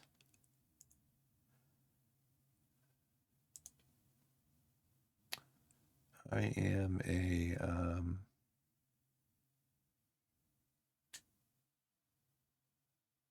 history maybe.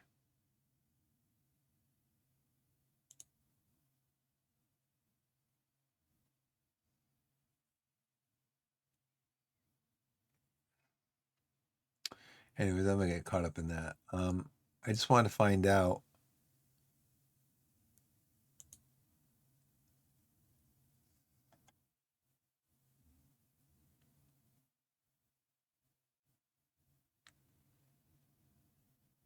Does it talk about like under 21s in here? Under 18s?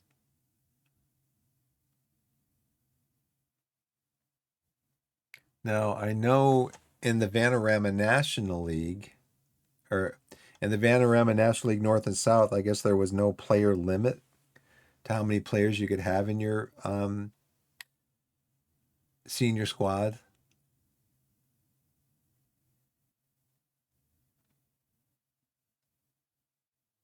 They need to put a they need to put a search feature in here so you can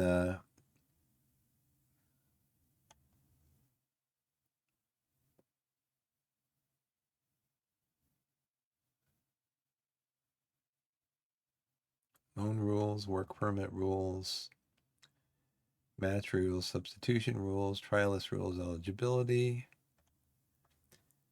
I guess it doesn't say, so I guess there's no limit, I guess. So Ben, we can take you off of here because you already have a team. Frazier, you are still a free agent, wanted by Telford. I could use another left back, but really what I want to do is I just want to get you guys cleared out of here so I can, I mean, look at all these.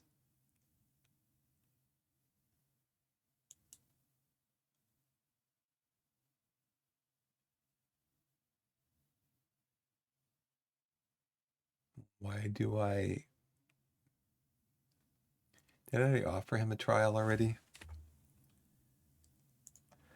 All right, Taylor, I think you signed with another club.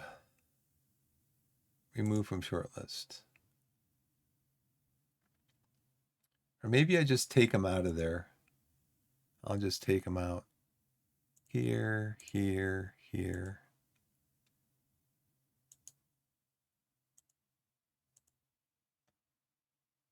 Here, here, here. Looks like we're going to be bringing some players up from the under 18s for this squad.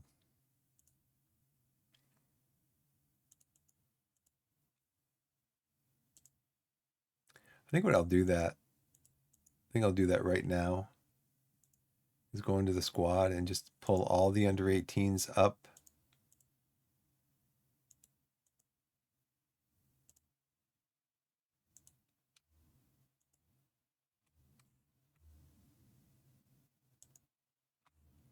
And move them all to the under 21 squad. And now I don't have an under 18 squad.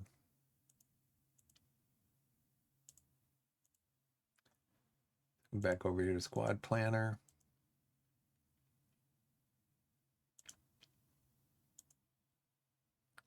Oh, so I have to move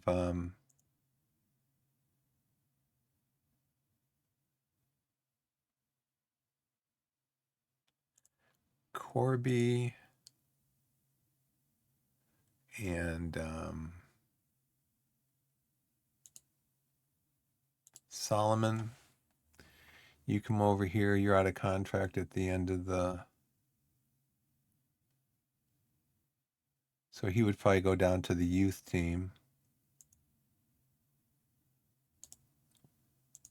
So here, under 21 squad, add. Might as well put both in here.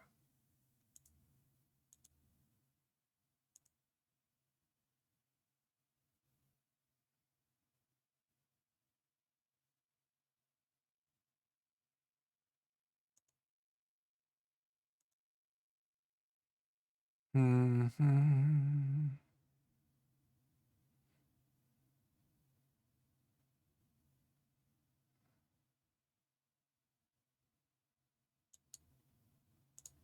I don't think I'm going to do that.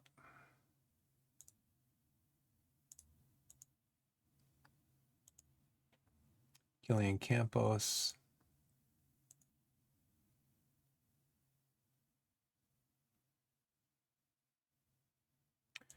Got Borlays. Got a bug flying around. Get out of here, bug. Who invited you?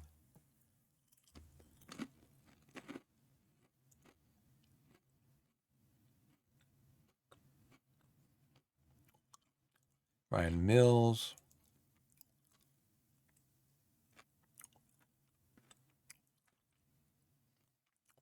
Not goalkeeper, defender. Anthony Starkey.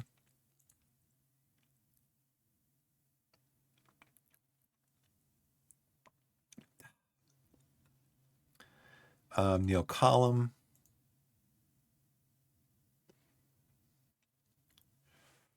Let's see. Jay Brooks. Dan Harrington. Darmig O'Donoghue.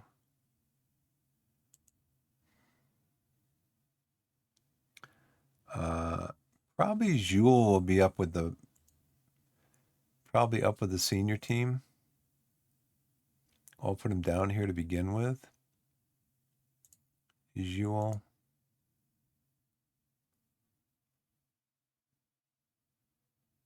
George Savage.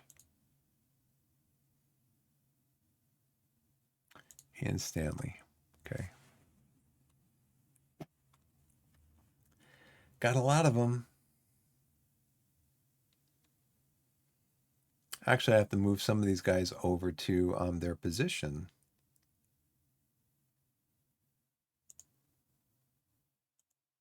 Like right here. So I've got to add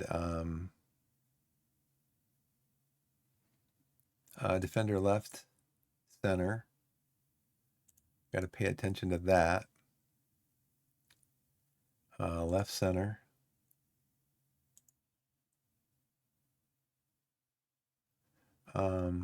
Wing back left. That's fine. Even though he'll probably be coming up to the senior squad. So right center. Wing back left.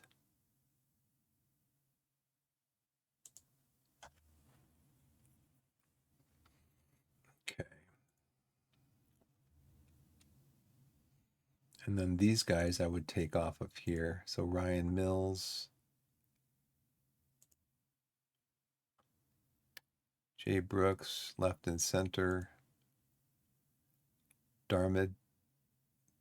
Did Darmid show up in here? He did not.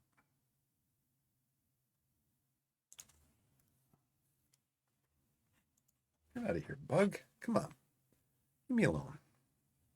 Can't you see I'm busy? There he is. Oh, there's more of them. That's why.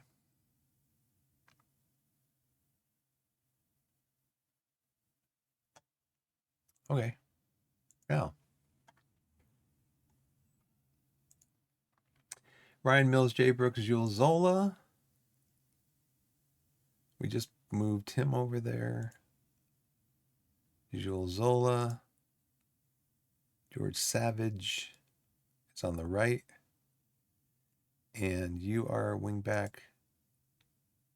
on the left. Okay, so now you guys are in the center. You guys are all on the left. Same over here. I have to look at these guys, but then on the right, Campos probably not going to play there. He's going to play he's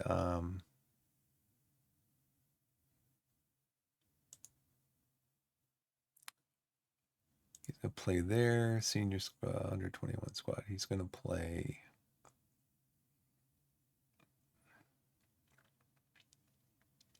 wing back right.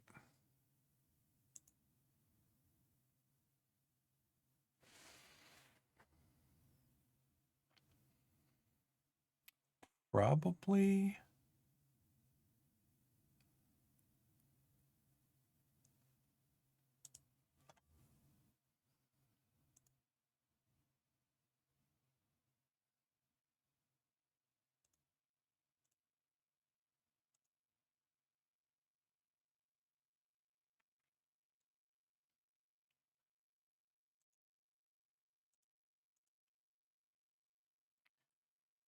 so probably you guys would all go down to the under 21s. Although I might need Killian Campos. Scott Borlays would come over here on this side. And Starkey. Definitely Neil Collum. Does it say which side he prefers to be on? No. He likes to be on right center. Or he'll also play on this right. So you are definitely staying up here, Neil. He's coming back from loan 1st of July. So again, another one of my good players that yeah, I guess so. So if you can send like an under 21 player out to play with a senior and try to get a guarantee that he will play on the senior team as like a squad player or even a starter, then that's when you would want to send them out on loan. There's no reason to send them out on loan if they're just going to sit on the bench on a senior squad at another team, or if they're there's no reason to, well, yeah, that's the only reason why. Otherwise, we'd have them on the under 21s. I guess. I guess.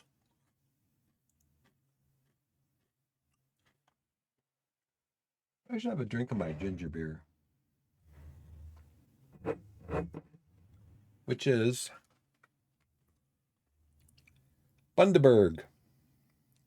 It's made in Australia. Best ginger ale that I've ever had. Delicious.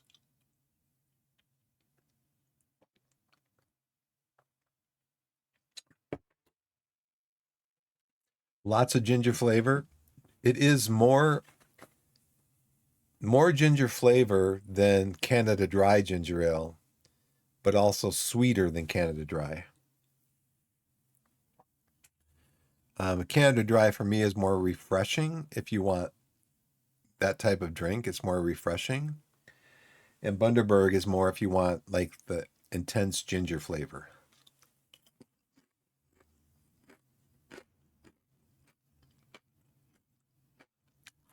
Or he calls him a fullback. So let's move him over to fullback on the right.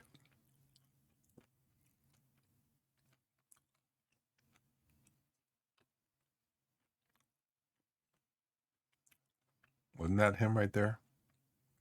Harrington? Yeah.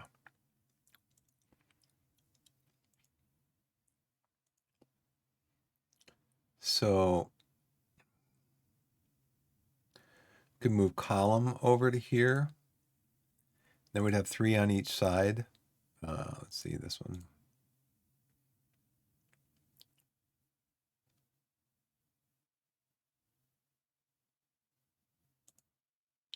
So we'd have column over here. And we'd have Starkey over here.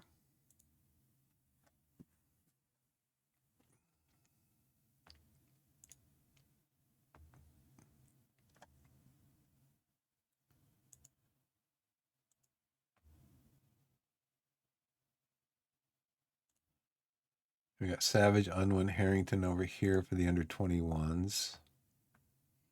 These guys would go down to the under 20 or the under 18s. What central midfielders do I have?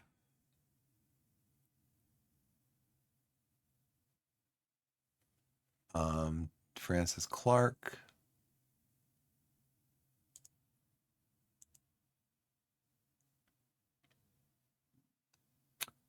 Danny Rhodes.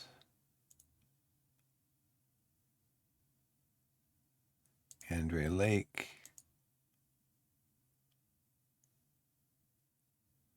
Bobby Evans. He's a winger. So he'll go up there. So I guess I should take him out of here because he's not a defensive midfielder, and that's what I'm looking at right now.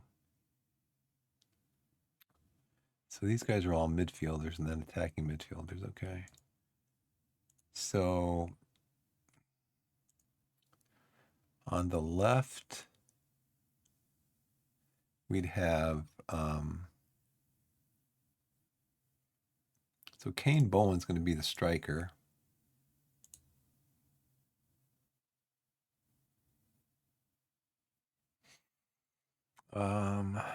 Charlie Tully,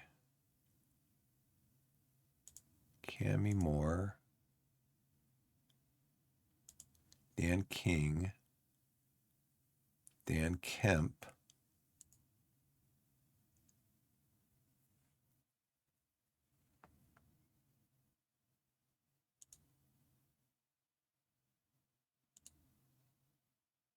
and then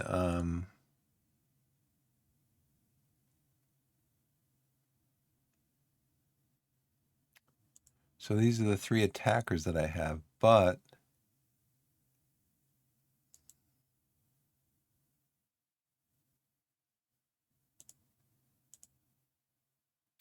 he's listed as a striker. I gotta get him re-signed.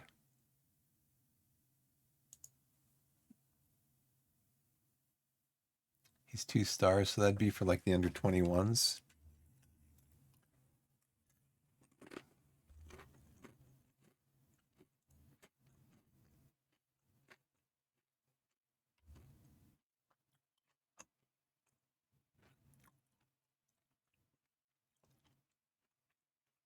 '14 finishing. Technique.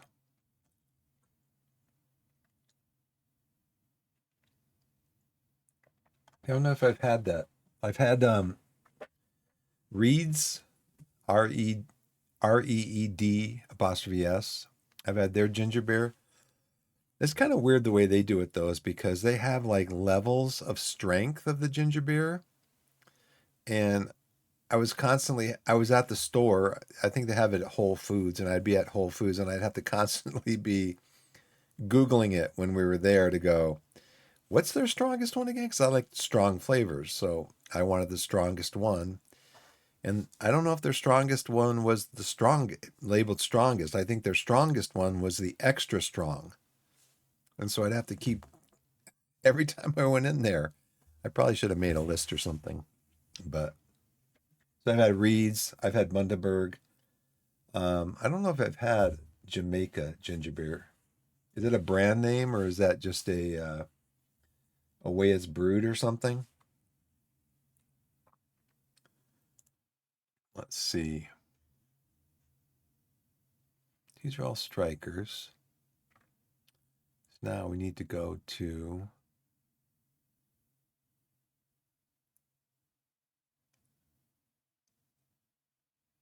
I'll just leave these guys here. We're going to add midfielder, attacking midfielder central. That's Chris Davies. So he will work out well if we go to the.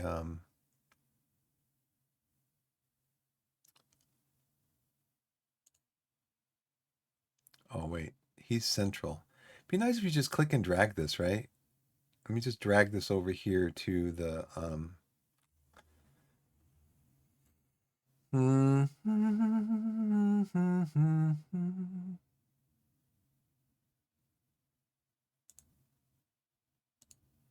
This is going to be for the Gegenpress.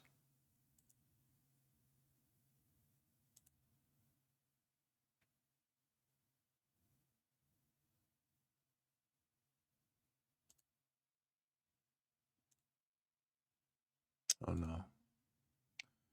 Wrong thing. It'd be nice if we could just drag their name over here. Or can I right click on here and pick out which one I want? Like in some other screens you can do that.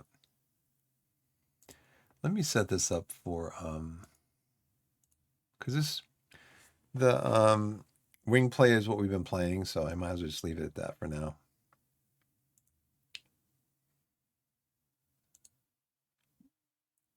He's a diminutive winger. He is 5'2". He's got a growth spurt in him, I believe, though. He does have a growth spurt in him. Tagging midfielder left, Oliver Noon.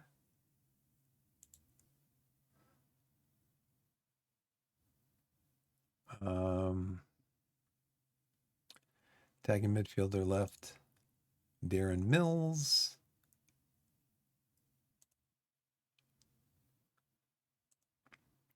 I don't think I put guys in here yet. Midfielder, attacking midfielder, central.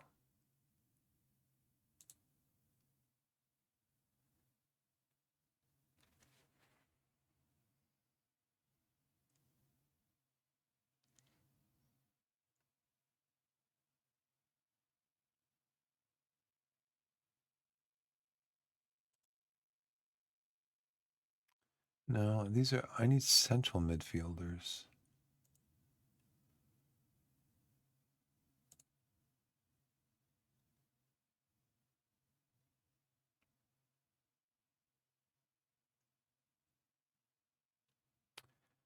Well, let's do this then. I think we already got those.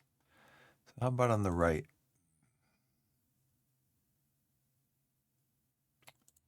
Okay, Butuan.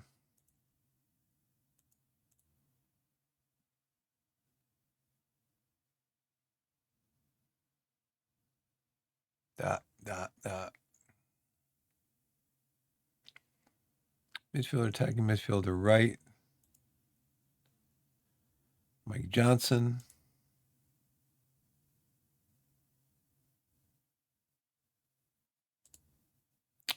Drew Woolley.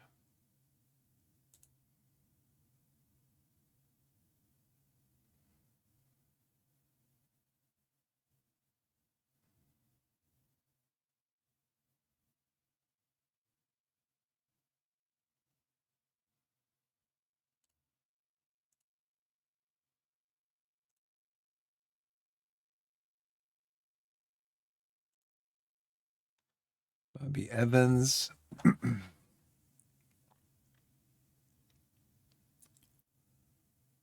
But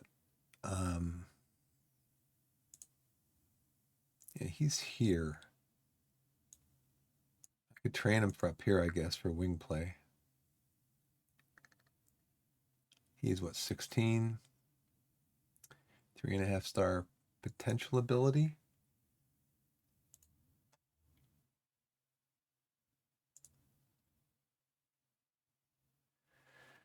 Well, let's see. Now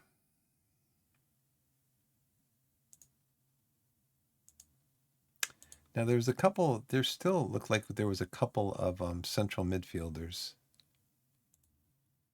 defending midfielders here. Nope.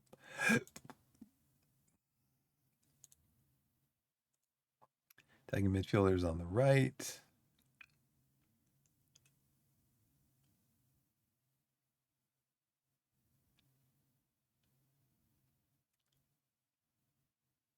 Now see, these guys would go in there for that.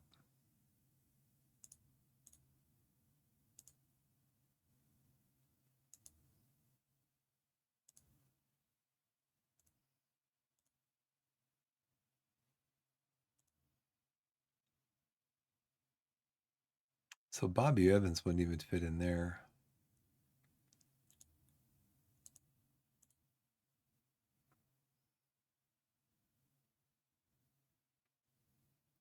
He could play here. Andre Lake. He could play central midfield.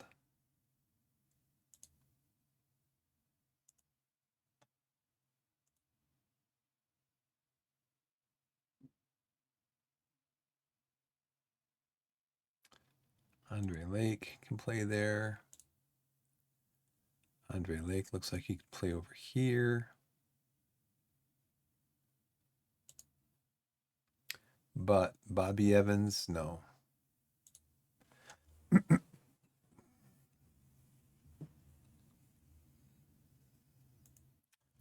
So we got goalkeepers. We got left backs. I think I'm going to take Jules Zola out of here because he has played for the senior team already. So that's probably where he's going to wind up. Killian Campos. These guys would be my center backs.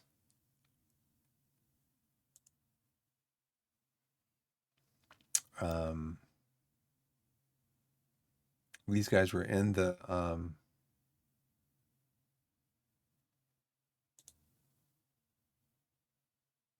mean, what happens if what happens if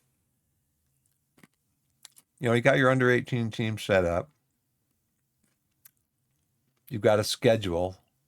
It's come to that point in the season where they're like, do you still want to have your under 18 team in the competition? And then you click on yes, and then your loan manager loans all of them out like the next day, and you don't have an under 18 teams to put it to, show up for the competition. Has anything like that ever happened?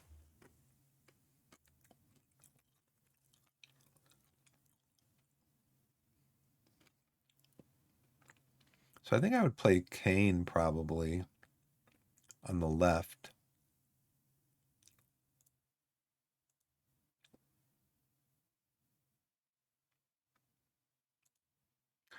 What did I just do? I got to change the position.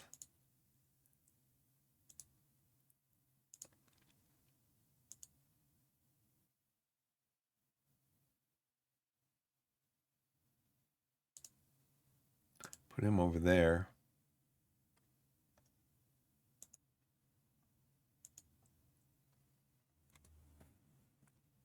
Let's see, who's in chat? Who I recognize. Scheme. Big Will, of course. Veggie. Hey, Veggie, how's it going? Oh, okay. So they'll do that like in between matches. So they'll be there for the match, even though they don't have a contract with you, or so that the game will add them in, and then at the end of the match they just go away?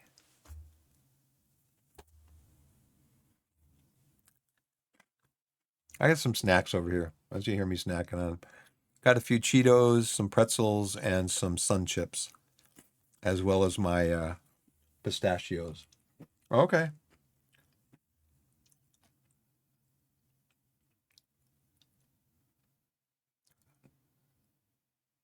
So now I got to decide, who do I want to send down to the under 21s,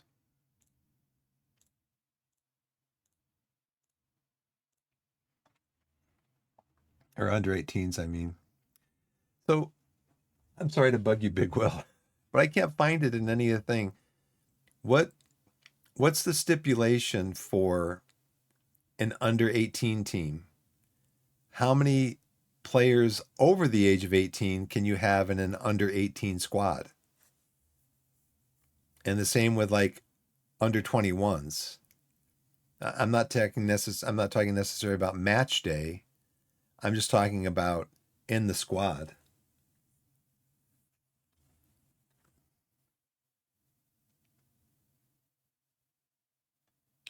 So I know somebody's explained this to me too with the white stars, but I think I'm going to go back out and look at that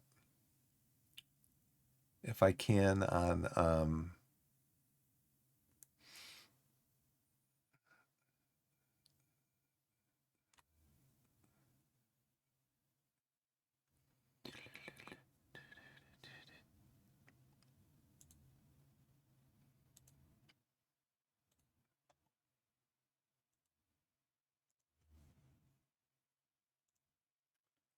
let's see, do this, ask a question. Or what?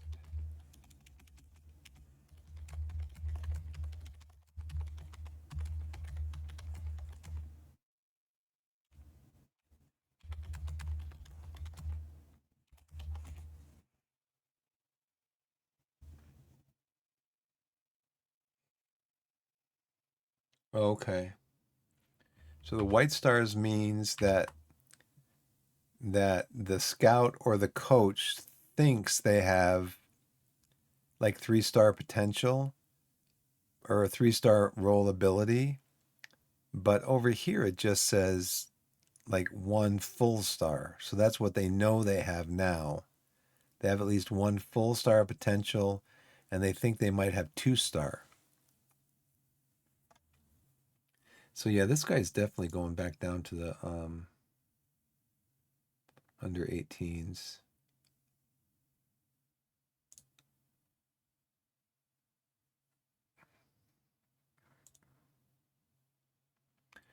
Corby's on loan. Thank you very much, my loan manager.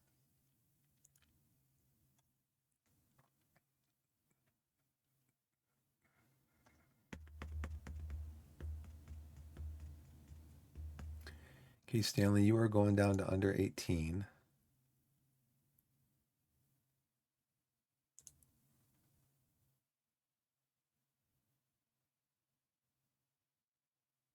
Okay.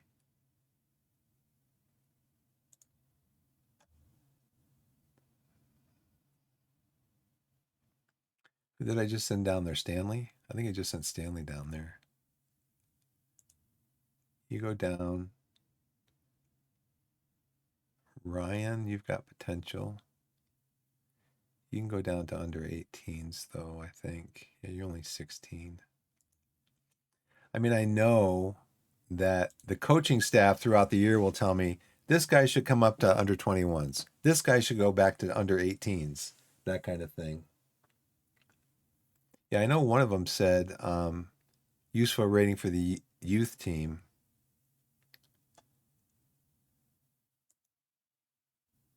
So I guess we're going to send you down to under 18s. He played in some of our, I don't know why though. Yeah, he played in some of our under 18 matches this year.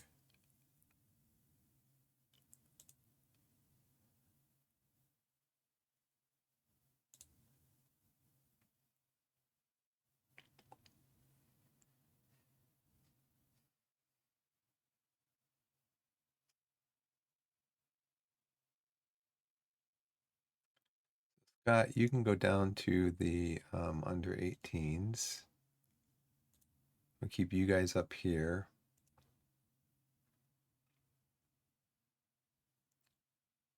We already sent Scott down to the under 18s. Oh, let's see. All you guys. George did play for the under 18s this year. I think so did Dan.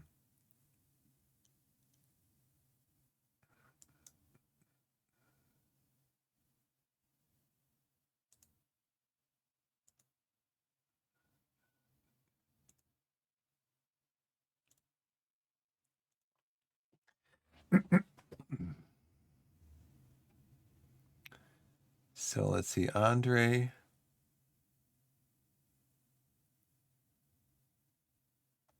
You can go down to the under 18s. And you two can stay up here. Li Ji-hoon, you definitely stay up here.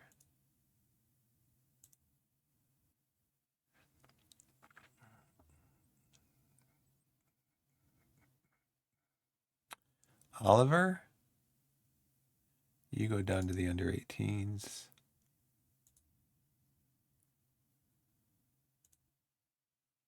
Darren, we definitely want Kane up here, but I'm not sure where Kane's going to play.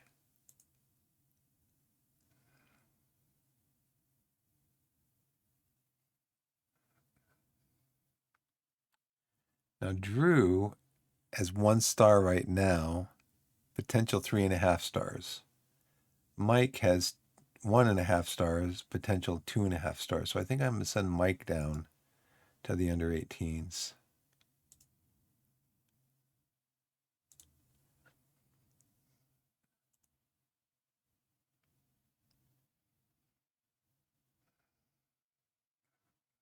I'm going to keep all of these guys up here, at least for now.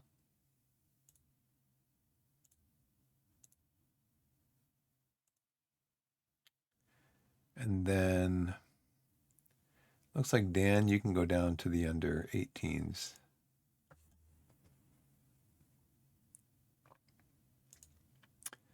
So now what do we have?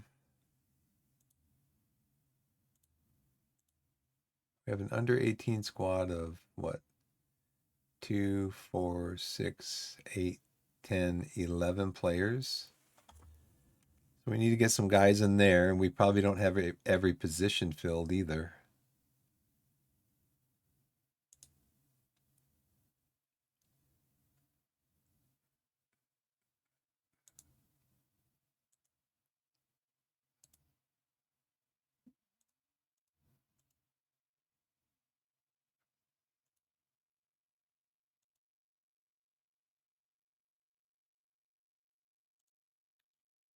You know, the goalie. Don't have any. Yeah, Ryan Mills. He can play left and center.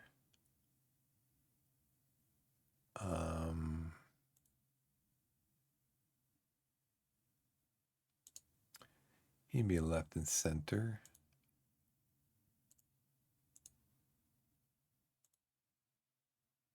Okay.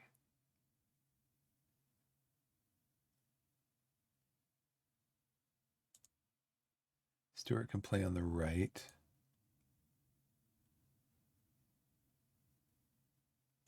Scott can play on the right and on the center.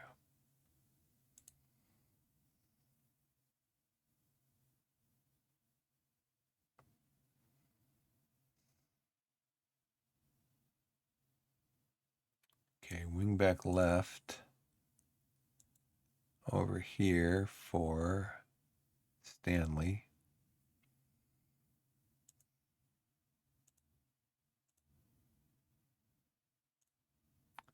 So he can play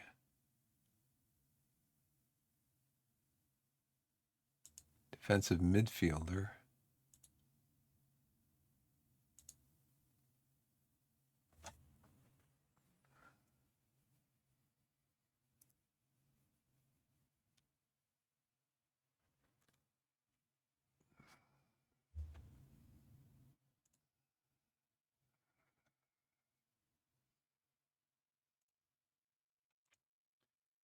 And then looks like we have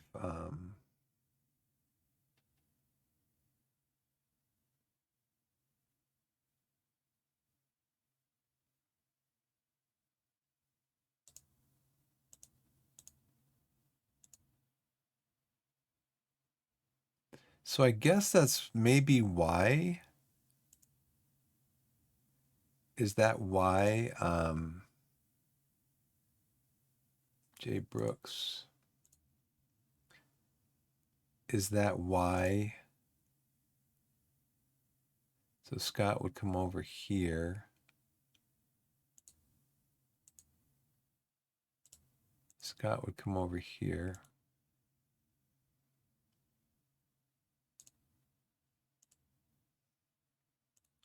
So I go into this list for defenders. It has 2, 4, 5.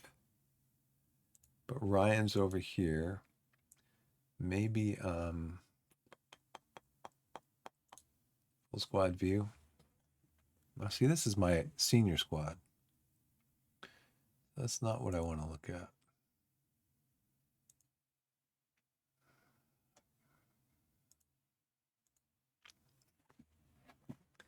So I guess maybe that's why, one of the reasons why you can make some eligible players available to like the under 21s or the under 18s because they may not have a full complement of players at like a certain position, I guess. So basically, the under 18s coach is calling for help, saying, yeah, we could use a left back or we could use a central midfielder, stuff like that.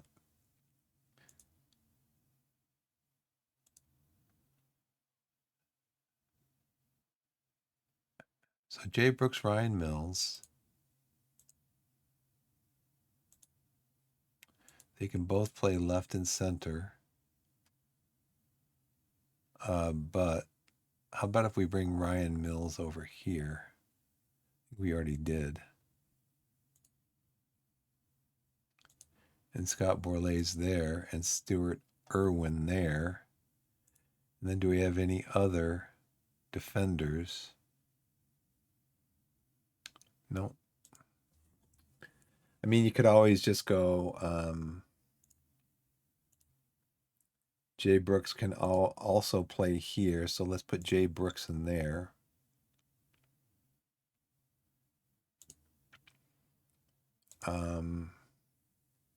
Jay Brooks can also play here, so let's put Jay Brooks in there. And then you're just kind of mixing and matching and going, okay, well, you know, we'll try to get a full squad together for game day.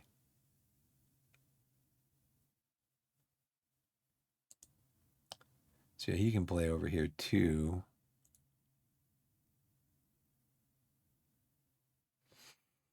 Left and center, left and center, left and center.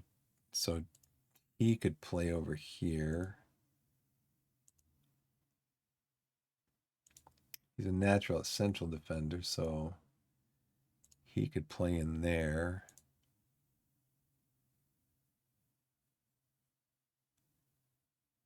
Darmid.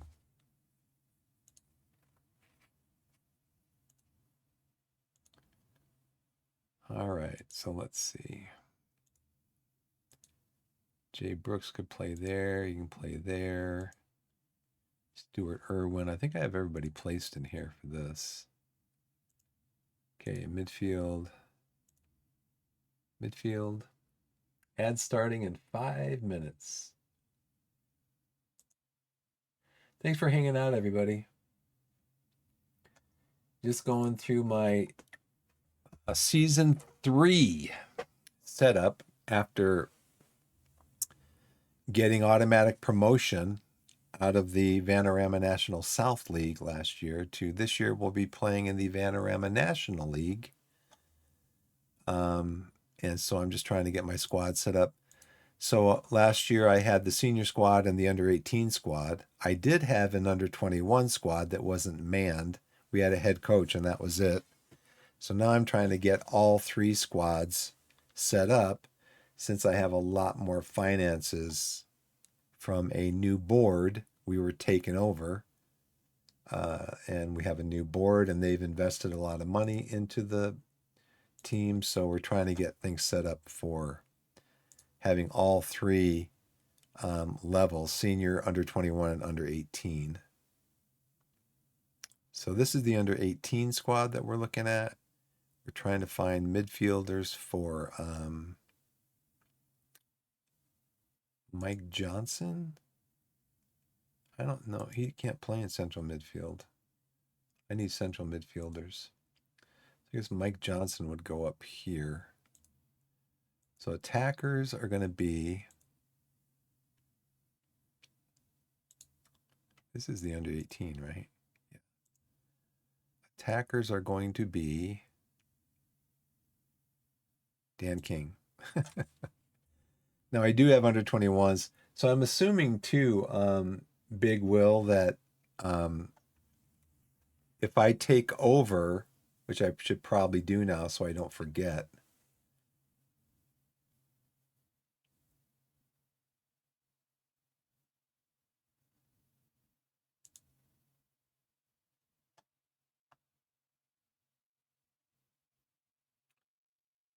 I think I'm going to take control of these because I want to find new scouts, new scouting deals.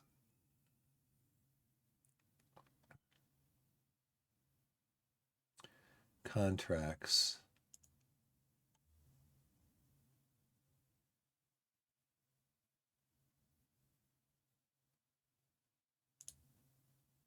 General.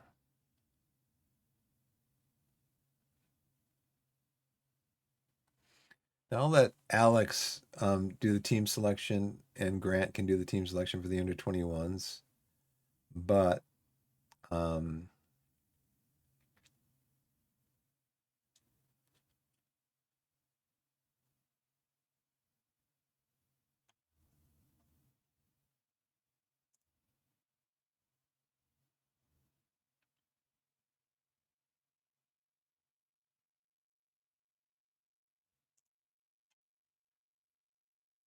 so I'm assuming then, like I said, now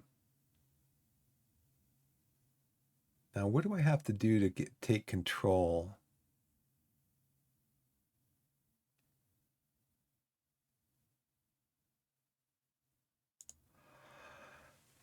Oh, oh.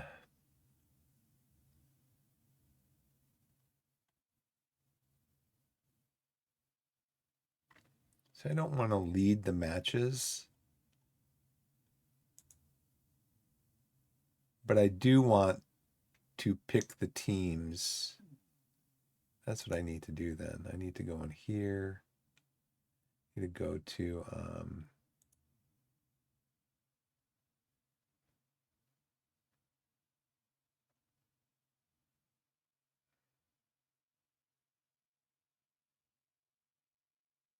thanks for following Dill. 40K. I got 110 followers now. Thanks so much. Thanks for coming in. Appreciate the follow. Anybody else feel like following? Click that button. It's a click away.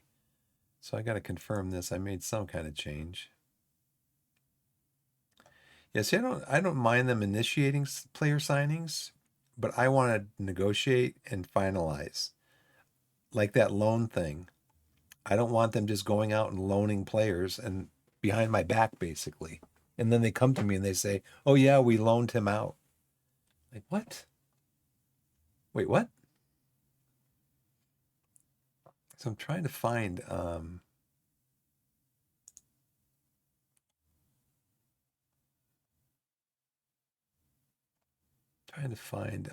where I can do the selection, team selection.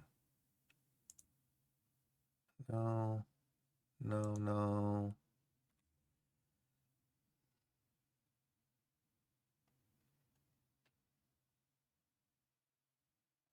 I don't mind my general manager doing that, initiating stuff, but let me finalize it.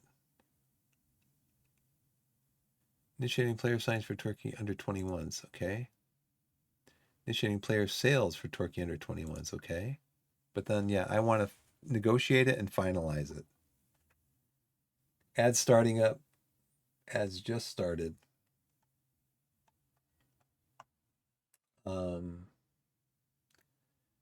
I know I'm going to miss something and I'm going to regret it.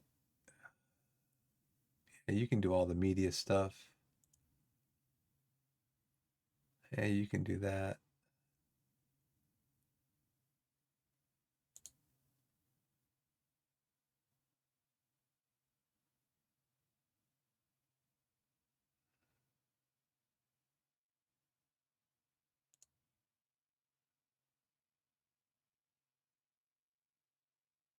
I should just give this to Aaron because I always choose whatever Aaron said. Whatever my assistant manager says, that's what I pick. Because when I try to freewheel it or whatever, when I try to do it on my own, um, I always mess up.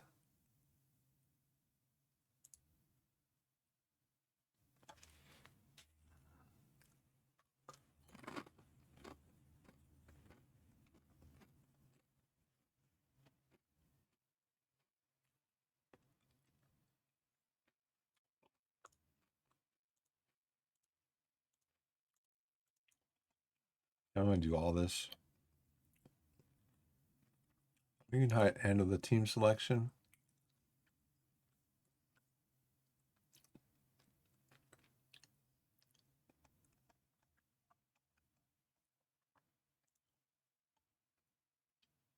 I guess that's it. Okay, we're still working on the squad planner. Okay. Dan King. Good old Dan King. Can I add any attacking midfielders on the left? That'd be Oliver Noon.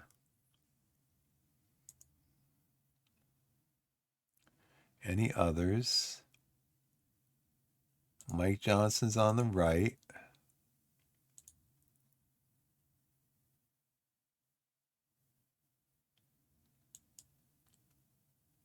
Um, I need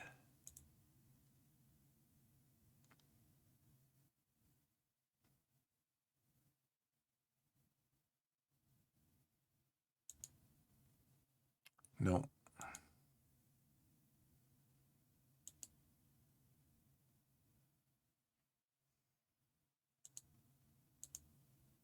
He can't play there. So I only have one midfielder that can play in there. Okay.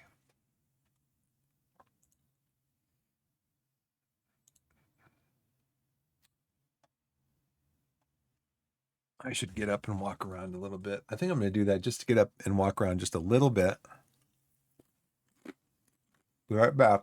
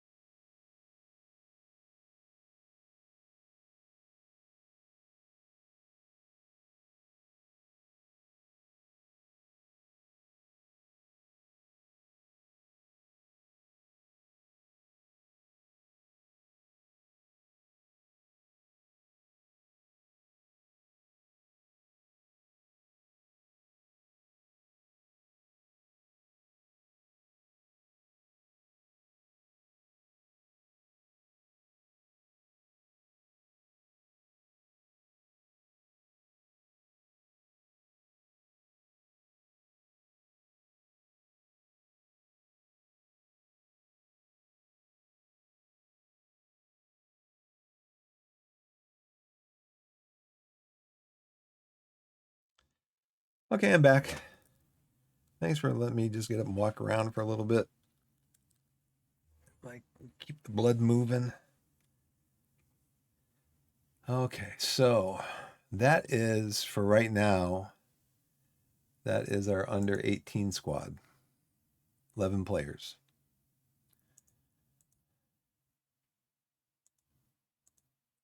That's our under 21 squad.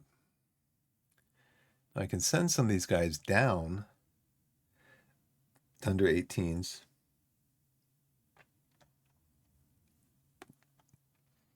Because under 18 has what, 11 players now?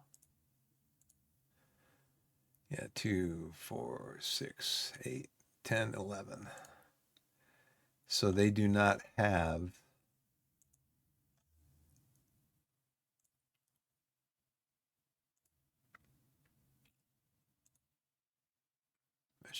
it shows the whole squad. Uh, don't have a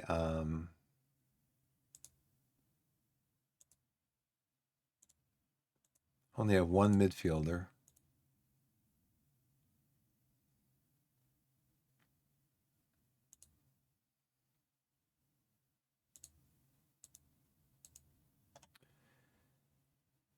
So we need in our tactic for the wing play, we need a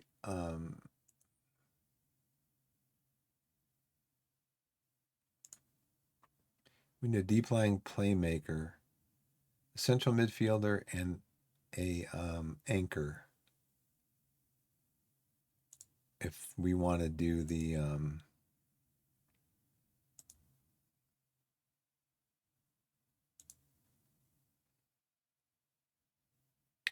he can play anchor.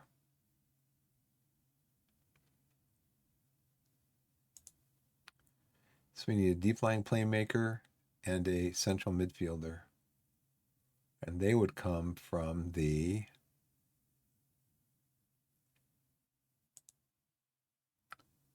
they would have to come from the under 21 squad.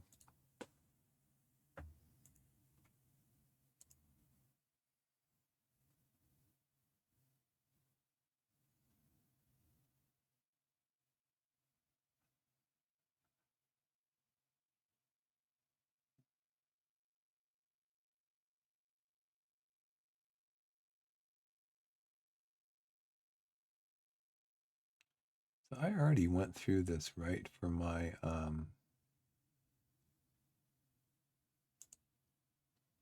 under 21 squad, right?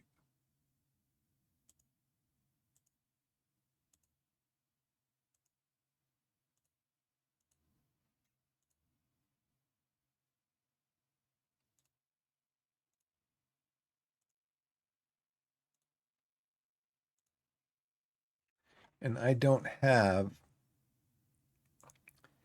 a left wing back. Jules Zola would be my left wing back. So I could probably leave him yeah, add him in.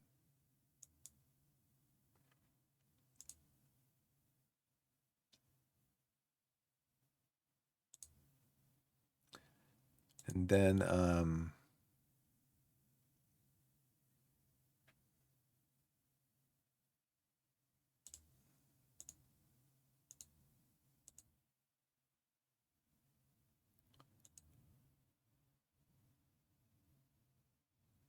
Killian Campos, Neil Collum, Anthony Starkey, and Zola. Okay. So we do have Zola there. Now, Jules Zola, is he okay.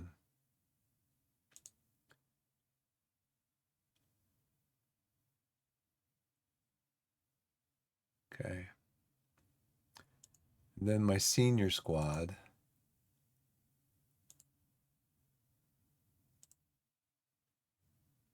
I still have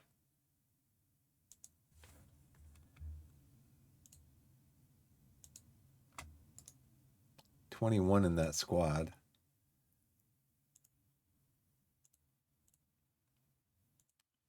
And then how many do we have in the...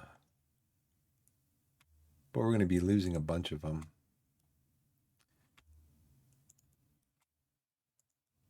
27, but we're going to be losing the 5, potentially.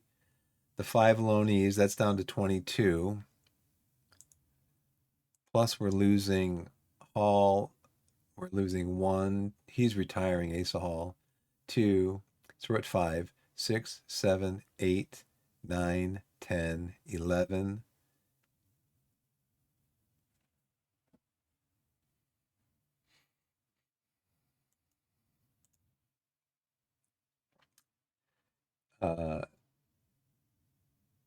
So 5, that's 22.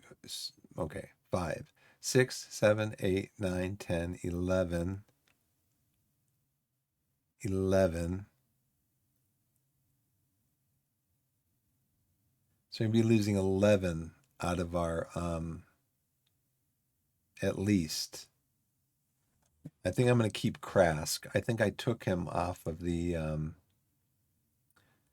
I put him on the transfer list, I think. But I took him off it at the request of my board. So I think for now, we're going to be losing a total of 11 players. So that's going to bring us down to 8 to 16. I'm hoping to sign Glover,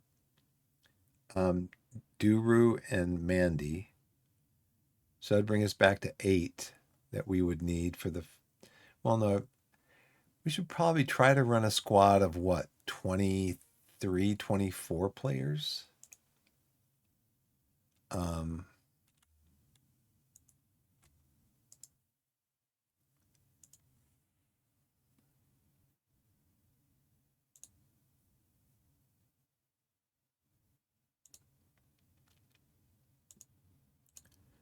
That would give us 2 goalkeepers. Well, I guess I can just go in and look at the squad planner for these guys.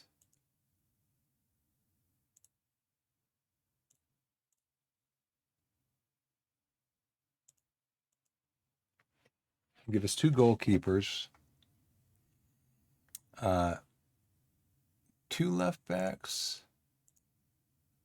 Put Martin in here. I'm going to put Martin in here. Dan Martin.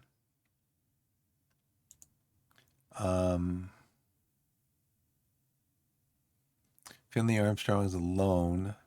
Aaron Taylor Sinclair can play there, but he doesn't. Okay. So, that's Aaron Taylor Sinclair's spot. Booth can play there.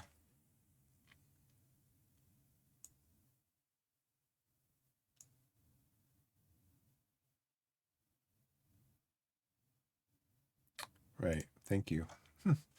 Good to know. And I put Booth in ahead of... Okay. I don't need to see that again.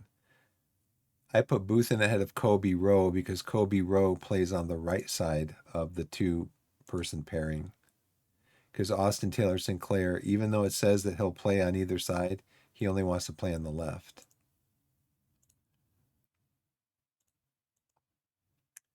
And over here, Brian plays... He can play on the right side. Who do I have over here? Oh, I know who I was playing there. Maybe he's not a loanee.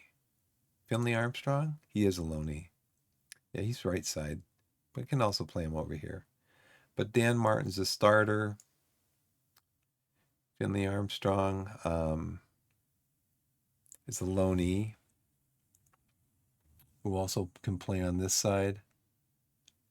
Krask is a starter over here. So was the main starter was the loanee, Leo Duru. He was my primary starter. I'd like to get him back into the team. You can see his potential. My central midfielder was Suleiman with Austin Booth. This guy, very durable. Very durable. I mean, I don't remember when we got him in, but he played 25 matches. Extremely durable. I don't think he was injured the whole time. Maybe a knock here or there. Let's see, injuries. I don't know if this was with us or not. No, because 25 matches. So he didn't even play the first few months with us. So that's before he got to us. I don't think he was injured the whole time that he was with us.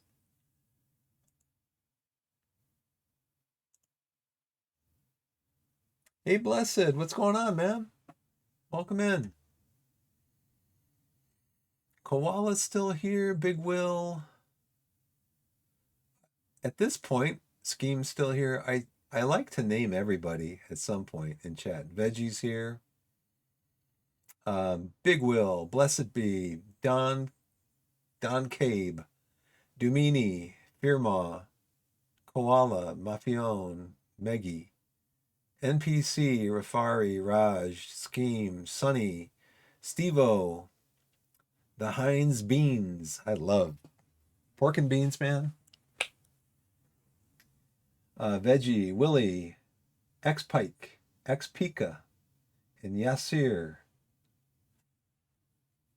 Yeah, night Scheme. Thanks for hanging out. I'm glad I was able to help you doze off. Real exciting gameplay here.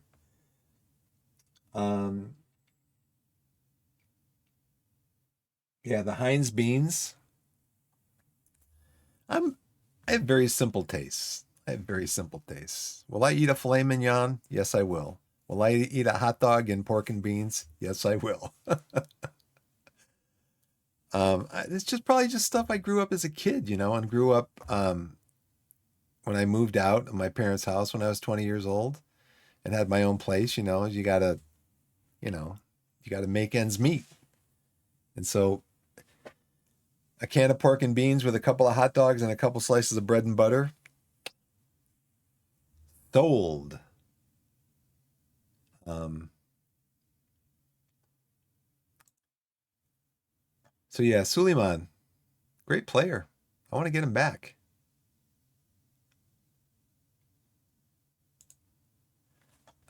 He's not. Nope. I don't think he ever played up there. Brett McGavin plays over here. Asa Hall, Aaron Scott. Actually, I had Krask. I had Krask playing over here primarily.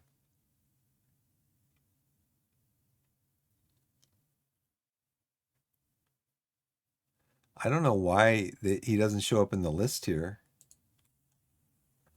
See, this is where I wish I could just grab him and pull him over here. Right there. Because that's where I played him. He can play in midfield. So I don't know why the game won't let me log him in over there. Oh, maybe I had it. I was looking under defenders, maybe.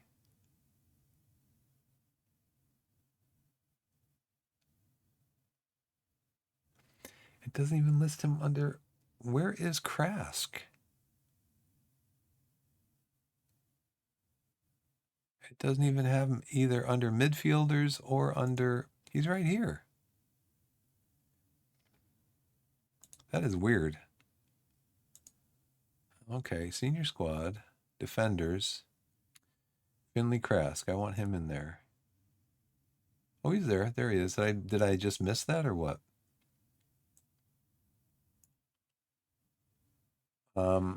Austin Booth can play there, and I might have had him there a couple of times. And I played Christos Kyrichanis in there also.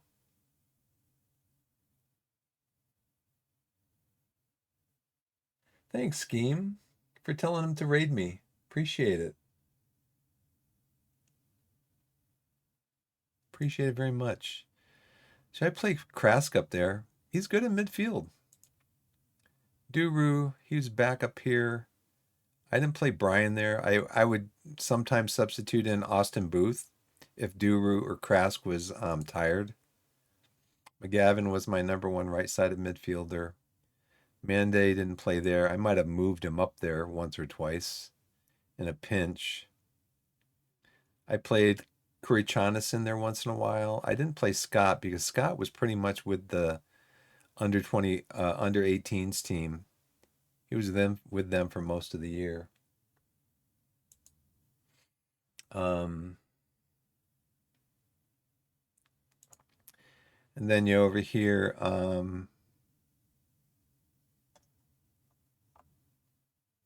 Will Dawes is over here. Will Dawes plays on that side. Kurichanis plays there. Stobbs is going to be bought. I hope another team buys him. De Silva, I think, is done. His career was injured, was ruined this year, I think, by a broken leg. I mean, I could check the VODs from last year, but I'm pretty sure he was like a 3-star at one point, and then he broke his leg. Does it have a history of him?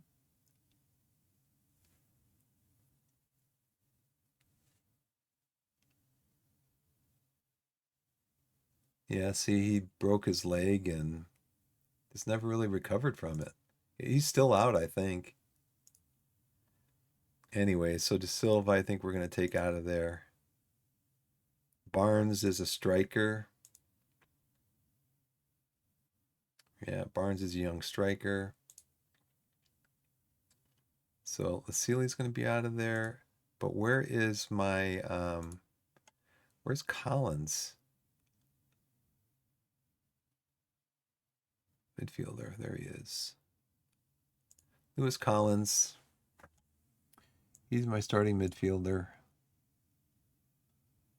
On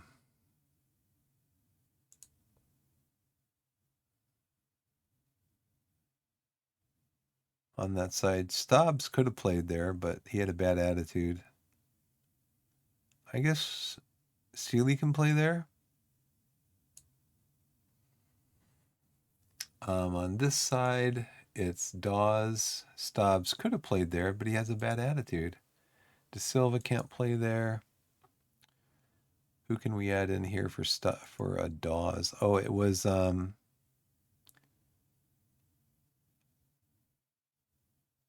primarily I played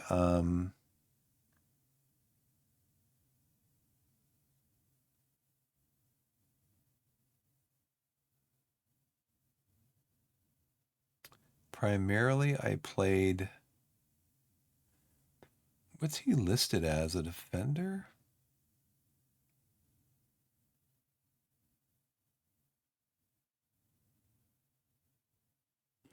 What am I looking at? The wrong thing, right?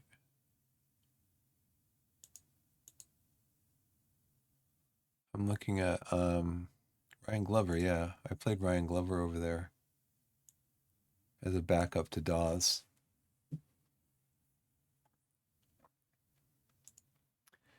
Who else did I have over there, if anybody? I would play Stobbs there. I played Tommy Willard there once in a while. I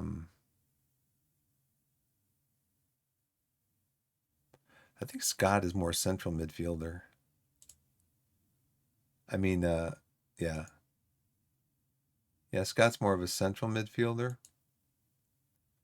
He can play up here too. That's why I was thinking about the Gegenpress, the 4-2-3 one.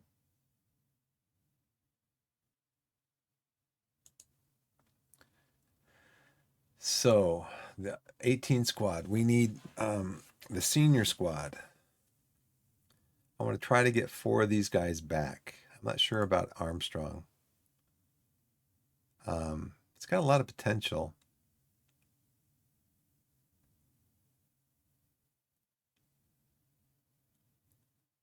But I want him to play as a he's on my side that's attacking. So see, right now he's only a 2-star. And I probably had an agreement with the club that loaned him to us, to play him in a certain position. I just needed a body. Some of these spots, I'm like, they don't fit necessarily the role and the position, but sometimes you just need a body to get in there. Okay, so I'm going to go out to staff now, and I want to start looking at my staff and see what their contracts are like.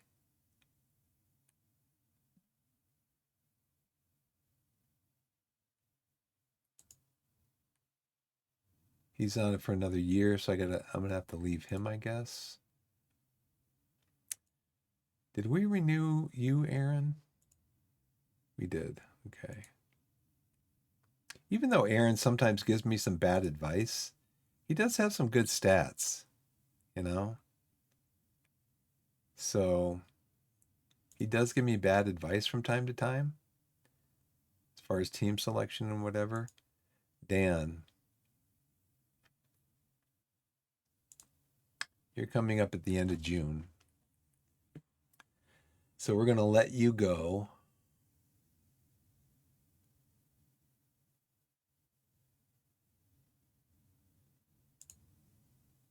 You're gone at the end of the year. Chris, the fitness coach.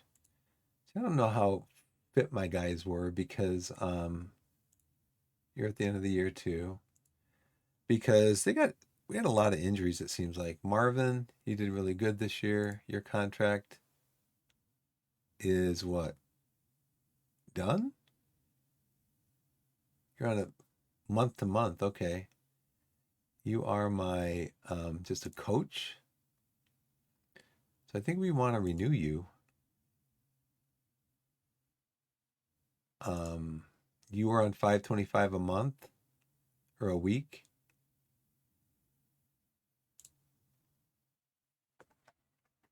Full-time coach, media at 650. What were you on? 525? Do do do do do do do. 525.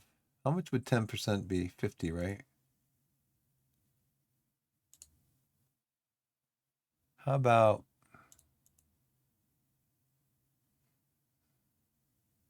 600? Okay. Maximum contract length restricted by the board due to the club's current stature. Okay. Okay. Sounds good. Welcome back. Asa? Now, Asa is a goalkeeping coach. At least that's what the thing said. He was a goalkeeping coach. But he played like um, central defensive midfielder for like his whole career. So I don't know why he was a goalkeeping coach. But we can keep Asa around. I'm sure he's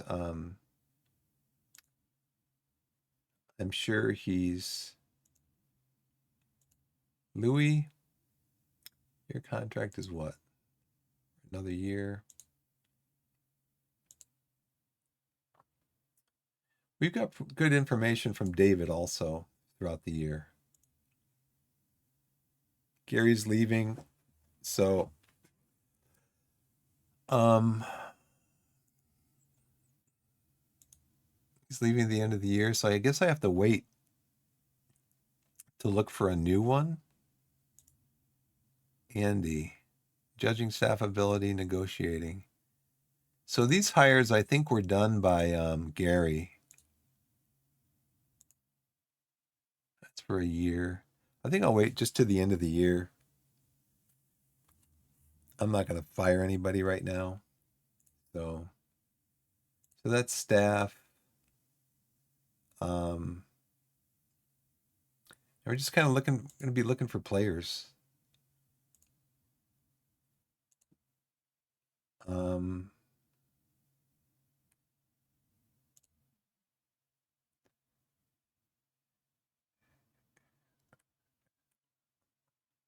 that's how much payroll we have left. Unless I change things.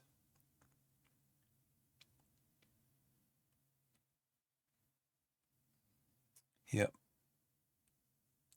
But again, we're going to be losing we're going to be losing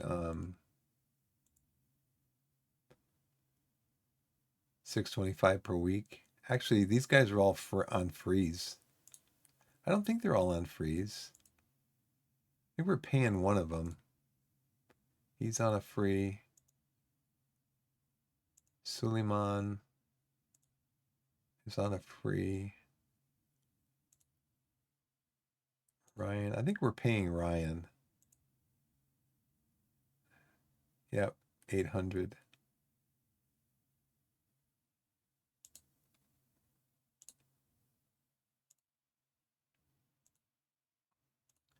Make sure I did this right. I was looking at the right thing. Yeah, right there. You were paying him 800 a week, but he was worth it. I mean, Ryan was in appeared in 30 games, 7 goals, 7 assists, 2 player of the matches, an average of 709. So I would take that for $800 a week. And he was on 925 a week. I don't think he was as good. Yeah, 14 appearances, 3 goals, 3 assists, 1 player of the match. He was pushing 7. But the thing is that he wanted to play every week.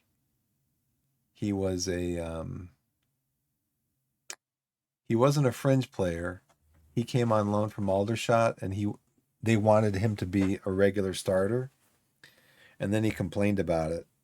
And I got a call from Aldershot, you know, why aren't you playing our player like you agreed to? Like, well, because I got another player in that position that's better. Um, Preseason start date to be decided. All right. Players report back for training on Monday, June 23rd. Right.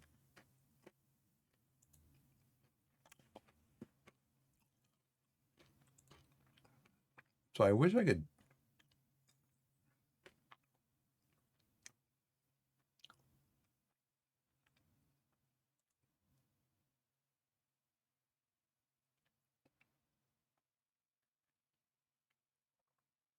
So I kind of want to wait. I want to wait until his contract expires, see if Blackburn is going to renew him or not before I make an offer, because I feel like if I make an offer for him now, Blackburn's going to say, yeah, his they're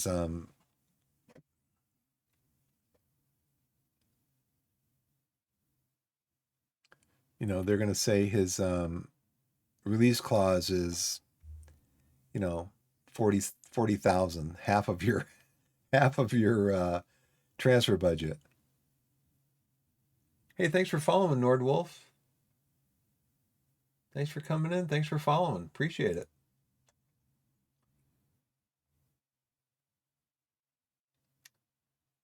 Do do do do do do do do do do do do do. I really feel like I should be looking though for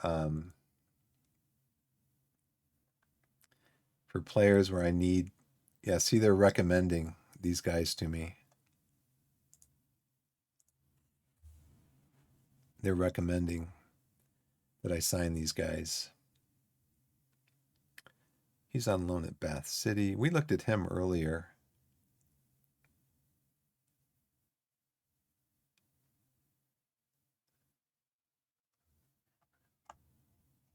Oh, I clicked on knowledge.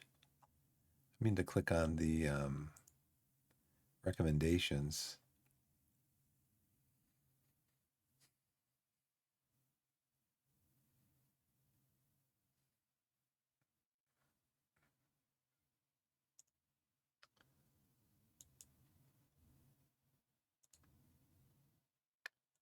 Yeah, so I mean, potentially we're going to need help.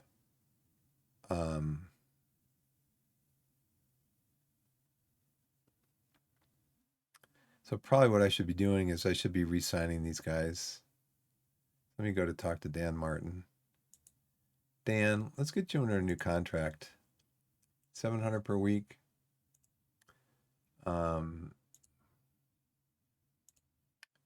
Had 38 appearances, 1 goal, 11 assists. So actually 11 assists was one short of the team lead. I think that was I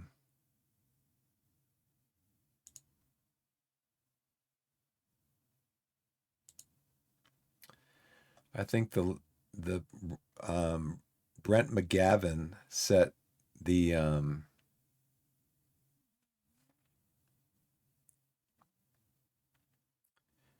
Brett McGavin set most assists in a season. Yeah, 12. So I mean, um, he just came in one short of that, Dan Martin. You can see my team last year. Um, I don't know. I should go back and look at Aaron Jarvis. I probably should have looked at Aaron Jarvis maybe before I brought that other guy in. But Aaron Jarvis definitely did not have the kind of season this year that he had with us last year. So he played for Yeovil, who plays in the Vanarama National League this year because Yeovil got promoted. We sold him for 17,000 because he wanted like 10%, 15% of our wage budget. Just couldn't afford it. But last year, in 33 appearances, he scored 34 goals for us. He was the top goal scorer in the league, record goal scorer for Torquay, um, the best player in the league, 7.41 average. This year with Yeovil in a league one step higher, he had 29 appearances, only 8 goals, 1 assist. I wonder what his contract is like. 2,600 per week. Yeah, that's about what he wanted from us. I'm like, dude, I can't do that. I've got a $20,000 payroll budget. I can't do, 15% of my payroll. Now, hindsight's 2020. I guess maybe I should have, but we got Aaron Rutledge. Rutledge this year scored 27 goals. Now, the last time I checked, 27 goals is more than 8 goals that Jarvis had this year. So yeah, let's give Martin a look here for a. He's only 2.5 stars, potential 3.5 stars, but he's very active. He's only 25 years old, very active um, as a attacking wingback. Crossings 10. Let's see, decisions, concentrations, really good. Flair, not much flair. Very good positioning, teamwork, work rate, works really hard, fast. He's got pace, stamina, acceleration. So let's get you signed up to a new contract. $150 appearance fee, unused substitute fee, 75. Let's see about getting you. Do I need to talk to his attorney or his agent?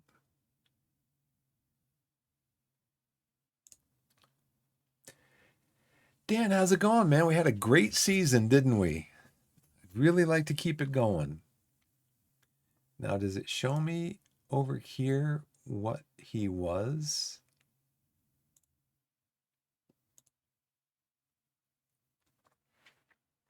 What kind of a player did we have with him? Was he an important player back then?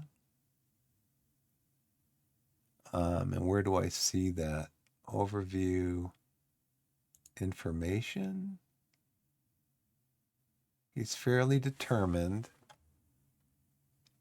No plans for the future. Positives, no current negatives.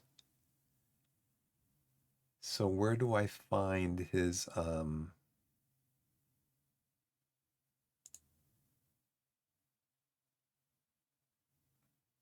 happiness?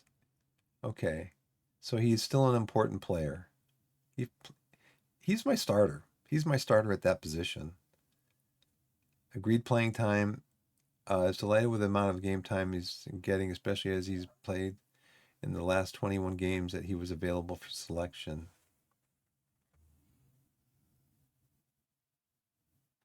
Yeah, I agree. He had 11 assists this year. I'm not going to shake a stick at that. Okay, important player. Be established in the Vanarama National League in 26-27.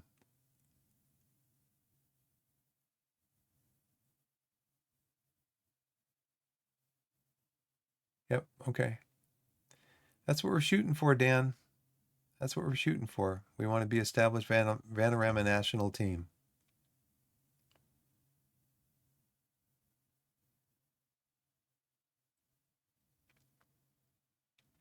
He performs, he's always 8 or above in training. Always. A good Vanarama national player, recent improvement, versatility, stamina, good Vanarama South player, speed, consistency, fairly determined. Okay, yeah, we can do that. Let's finalize that. How much do you want per week?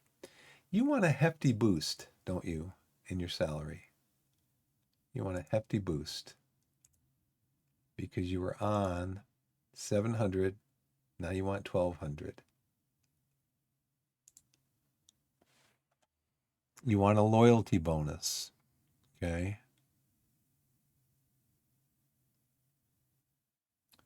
I think I'm going to take that off of there.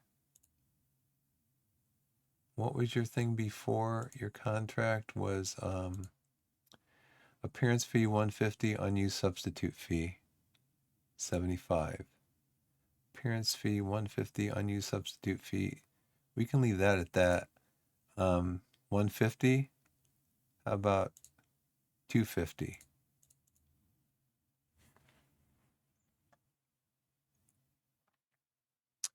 You want a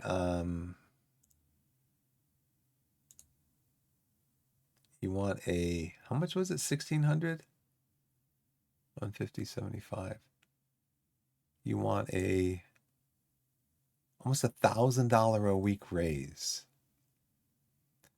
1, 2, 3, 4. How about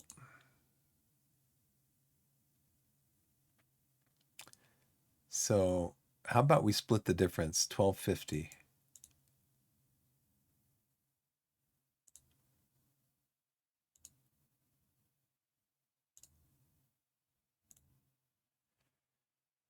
Loyalty bonus. So 2 years, it would be, is this weekly? Is that paid weekly over the course of their contract? I think that's what Lolujo would call the never never. The never never. I mean, this is not a by any stretch is this a this is not a um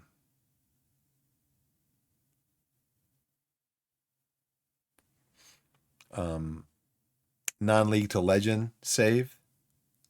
But I mean, I don't know. What am I going to do if a team comes? I started out last year making $1,200 a week. This year, I'm making $1,200 a week. And if a club comes in and offers me $10,000 a week, I'm probably going to take that money.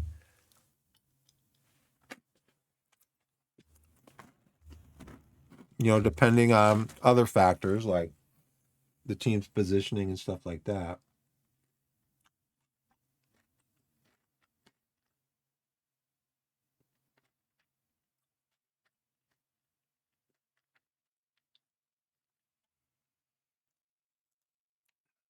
How many players that I know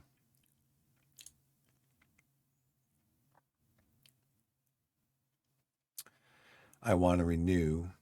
These guys are all loans. I want to renew Taylor Sinclair. Maybe. He's 34. Probably not. 34. He's only 2.5 stars. Collins, I need to renew him.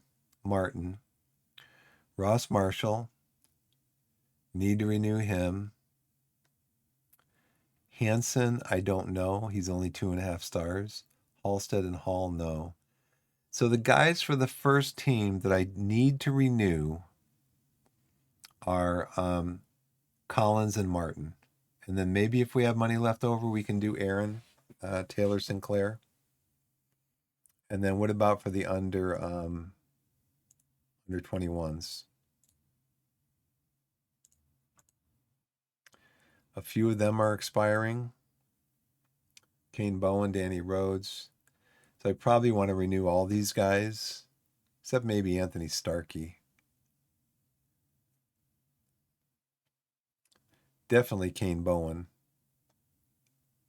Now I do have money from the transfer budget that I can move over here.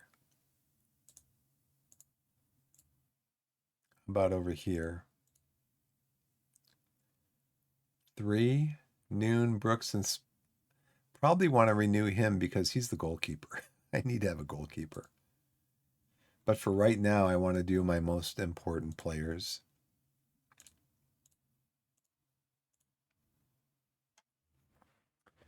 Do I nickel and dime him? So like I said, so 52 weeks in a year, that's $100. Over 2 years, it's like $50 a week more, right? The loyalty bonus. So there's 52 weeks in a year. If this was 1 year, it'd be $100 a week more.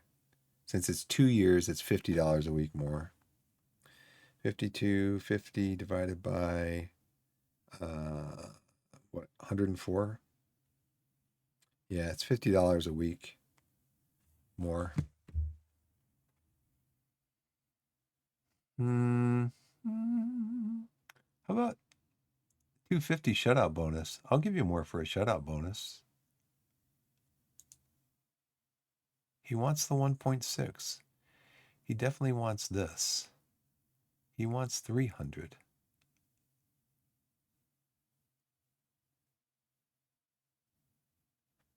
We're back to 1600, right?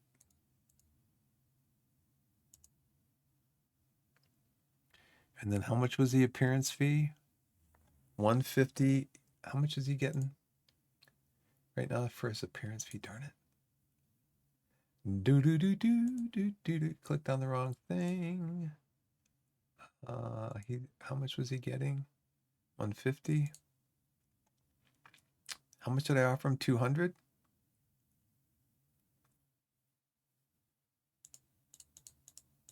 But 220, 250. How about 250? Shutout bonus, he wants 250. What'd I offer him? 200? You didn't have a shutout bonus last time. Promotion salary raise. So I have another question. Big Will. So technically, we've already been promoted to the Vanarama National. But that doesn't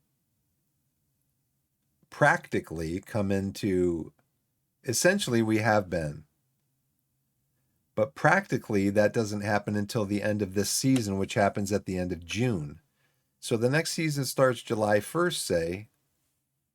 Does that mean that he will get that money this year or next year?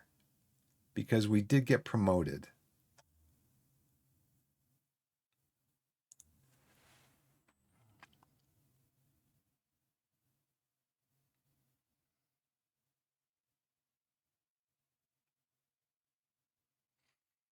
Contract extension, 1-year extension after league games.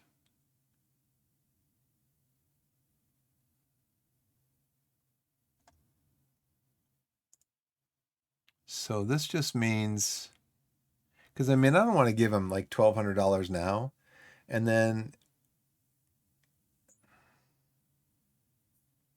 any clause where lead excludes current season.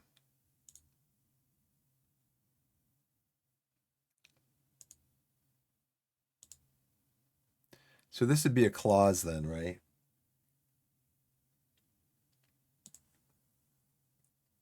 Okay, so I'm negotiating a new contract because his contract's up at the end of June. I want to get him locked into a new contract because he's one of my better players, if not one of my best players. Um, he wants 1,600, and he also wants the promotion salary raise. But we've already been promoted.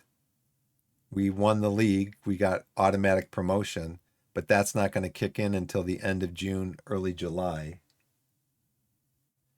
So if I agree to this right now, that means at the end of June, early July, this is going to kick up like another $300. Oh, really? It would be for the current season.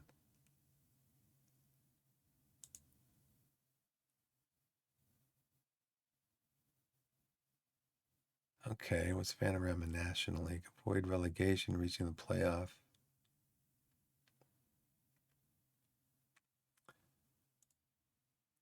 So, so basically, what is it? It's 16 May, so in a month and a half, he'd get like a $300 a week raise. Sorry, I'm just waving a bug away. Get out of here, bug. Well, that's kind of cheesy. That's kind of cheesy of him, isn't it? Well, the new season doesn't start till the end of June, so I'll have this put in my contract, and then on July 1st, this will go up another 500 or $300.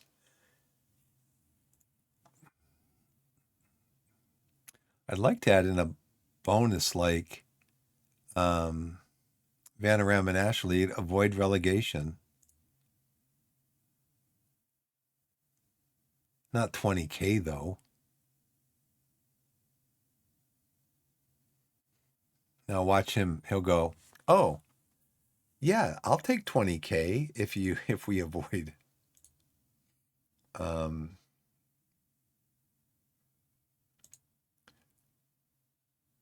I don't want to necessarily exclude it from negotiations. He didn't have this before.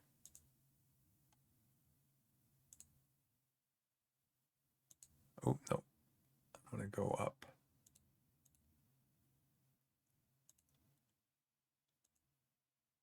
How about we go up to 5.5K?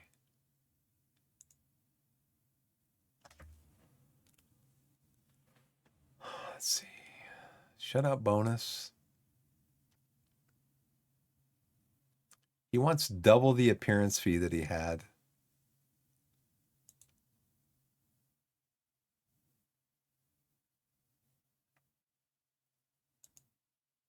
Yeah, I thought he'd be happy with that. I got to give it to him. He's one of my best players. He's a starter. He starts in that position. And we got this guy locked in for 2 years. I think, did we do 2 years with him? I think we just did, yeah. Okay, Lewis, coming back to you, buddy. And he's Welsh, so I got to give him some money. 1,900 per week. Now, you're not my best player. Promotion salary raise. He's already going to get a raise.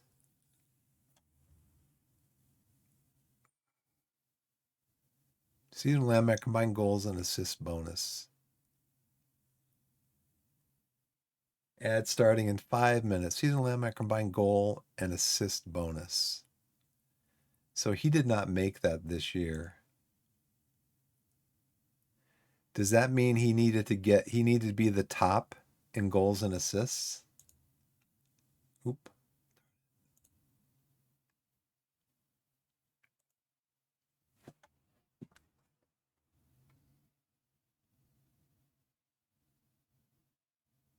Or does that mean he's going to, combine goals and assists, 20. So what did he get? He got 17 goals and assists. So he didn't make either of those bonuses, which is um Bad for you, good for me. You're going to get a 30% raise. That's like $600 raise. Remaining loyalty bonus 625, appearance fee 425, unused substitute fee 100. It's on 6% of the club's payroll right now. They keep telling me that I need to lower his I need to change him from star player. He's injured a lot. He gets injured a lot. I mean, this year, uh, what, 5, 9, 12, 15, 18 days? It'd be nice if they told you how many matches he missed. But since I took over the club in July of last year, he's missed 5, 11, 13, 18, 25, 33, 30, uh, another 30, that's 60, 63, 68, 72, 75, 78, 81 days. This was the big one. But it just seems like he's always getting these little knocks and nicks, and he's out for 5 days, 6 days, 2 days, 5 days, 7 days, 5 days, 3 days, 5 days, 4 days. But it would be nice to see here, what fixtures did he miss? Show me the fixtures that he missed. Not just his time out. What fixtures couldn't he play in because he was injured?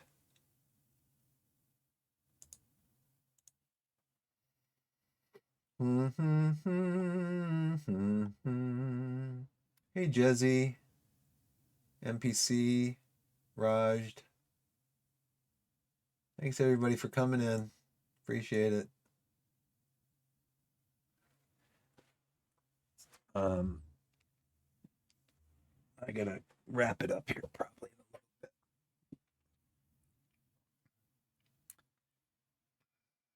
Lewis. I mean, I just don't want to. I don't want to make him mad. It'd be nice if I could say, "Hey, Lewis, you know what? You're going to get a $600 raise in a couple of weeks." I think I might wait. I might wait. Maybe he'll come to me and say, "I'd like to talk to you about renewing my contract." I'd be like, "Okay, we can talk."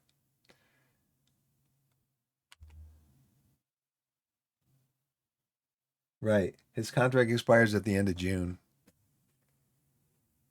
I don't know. Contract negotiations. I'm like, how much is too much? I mean, right now I've got my best player on 2,400 a week for another 2 years. He's a attacking player. I've got Collins. He's on 1,900. He's probably going to want more because he's on there as a star player. I don't know what Rutledge is. Rutledge is a star player.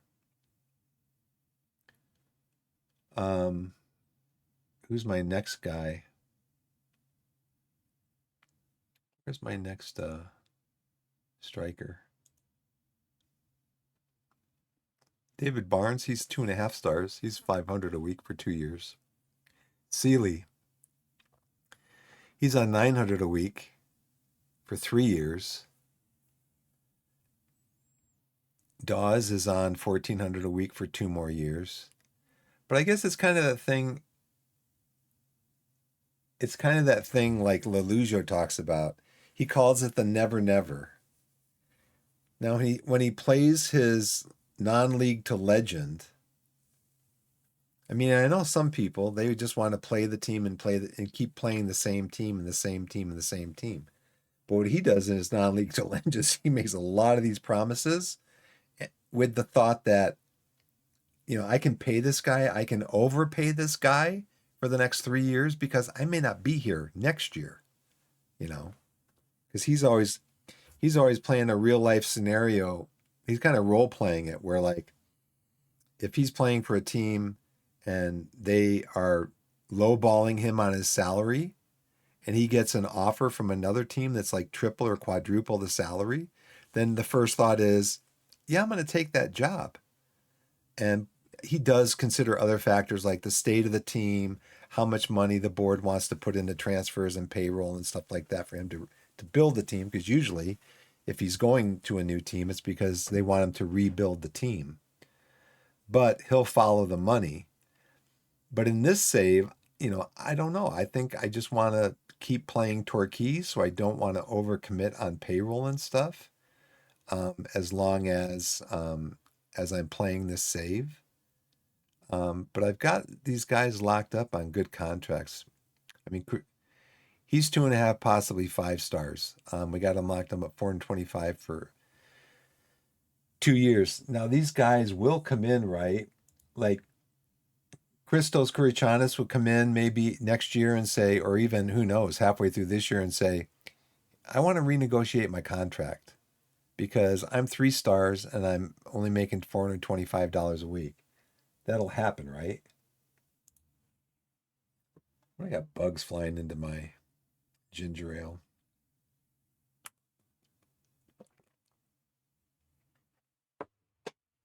I mean, I don't mean to freak anybody out, but if you Google it,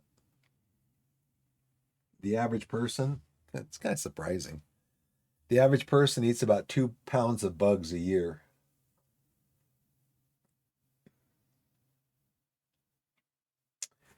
Now watch. I'll click on to after sharing that, I'll click on refresh to view a more up-to-date list of my people in my chat, and half the chat will be gone.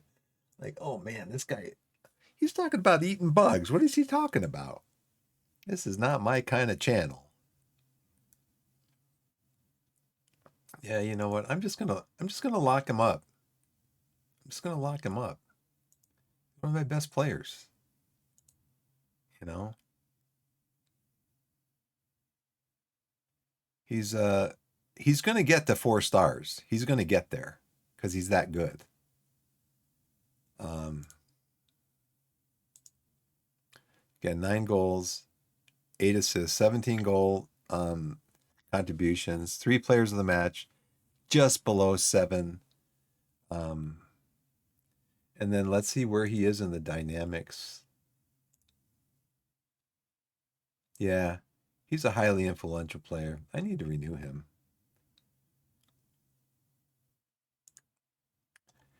But let's just review again. He's making 1900 a week. He's got a loyalty bonus. He's got 425. I can come back here. Let's enter negotiations. Playing time star player. Yeah, sure. What is my current star player making? Lowest is 13, average is 19, which is what he's making now. And highest right now is 24. 4,000 is the highest maximum recommended highest maximum.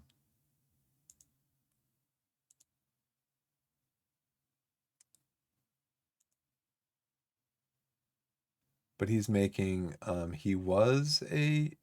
he is a star player. He also wants us to get established in the Vanarama National.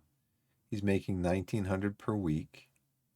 My top player is making 2400 per week, which is Aiden Rutledge.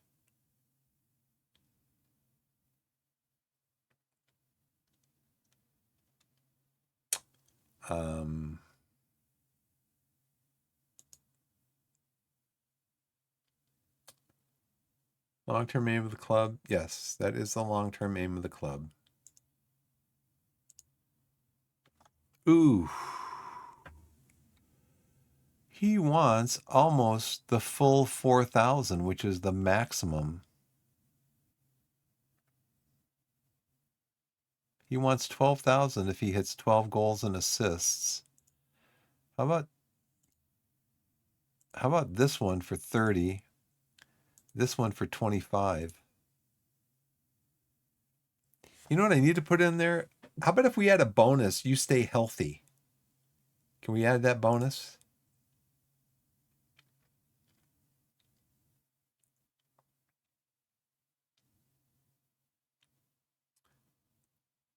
Um, let's add a clause.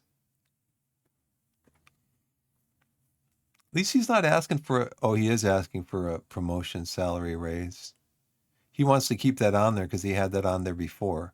So, I mean, I have to keep that in mind. I mean, he's already going to get that. He's going to get a $600 raise in a month and a half.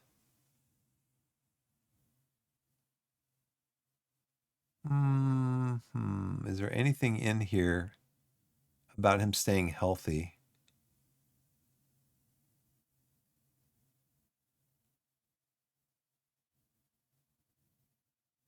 Let's see. I wish tooltips would show up in here, not just when you select it and then you got to come out here and mouse over it to get the tooltip.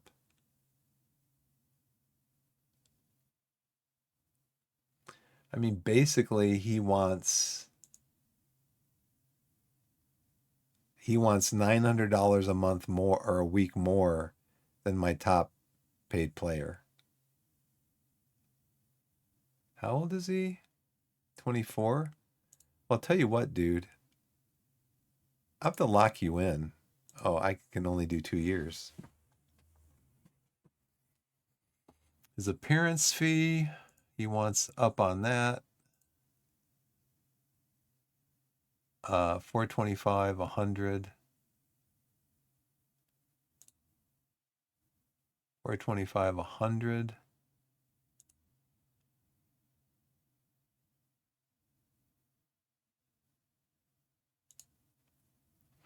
What is a 1, 2, 3, 4?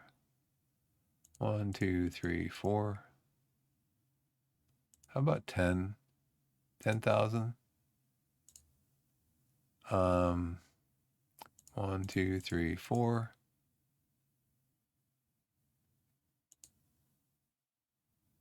1, 2, 3, 4. 1, 2, 3, 4. 1, 2, 3, 4. How about 2,500?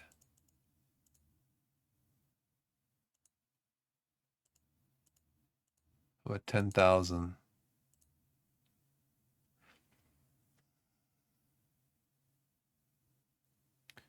I mean, I can see him. It'd be nice if there was a clause in here, stay healthy, you know? So how many matches did he play in this year?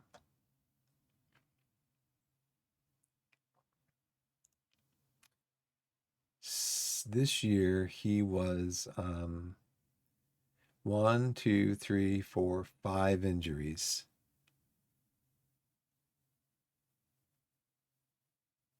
Totaling 5, 9, 12, 15, 18 days. So, but how many games did he play in? 37 out of 46. So how about if we had a clause in there about playing at least 40 games?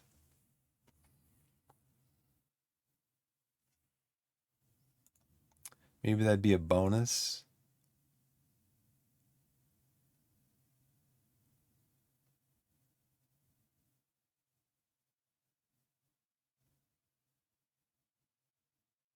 No, no. Assist bonus, team of the year bonus. Add a clause. Wage after reaching international appearances. Seasonal landmark goal bonus, assist bonus. Combined goals and assist bonus. Contract extension, 1 year extension after league games.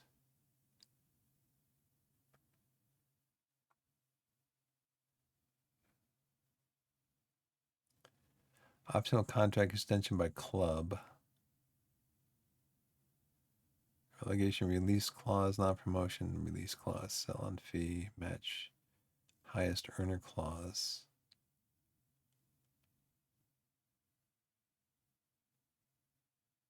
So what does this mean? 1 year extension after league games. final season, or promoted final season, or avoid relegation final season. Oh, the final season of his contract. So that's why one of his things is he wants us to get established in the Vanarama National.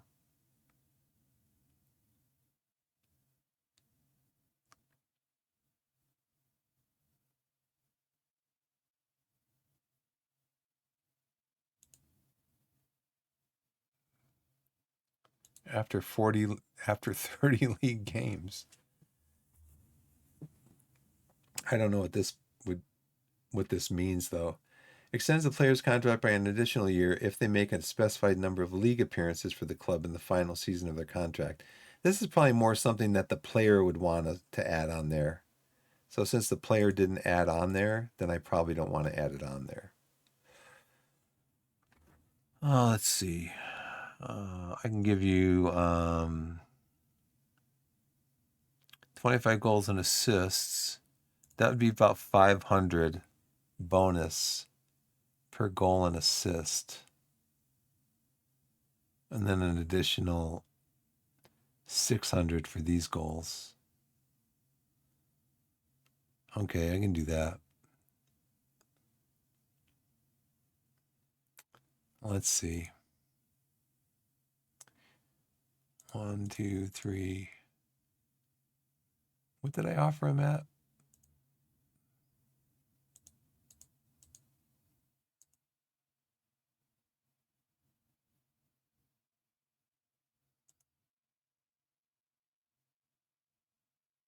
Loyalty bonus.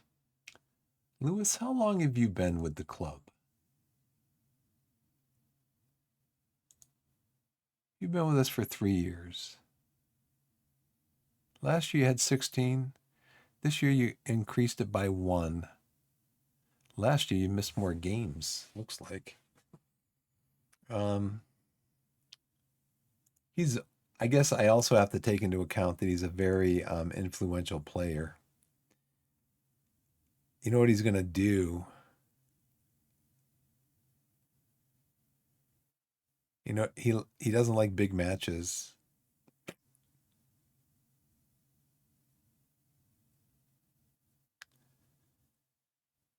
Ah, boy.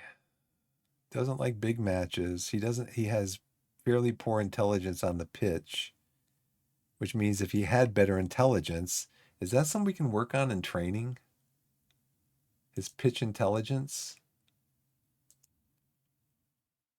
We're already working on his crossing.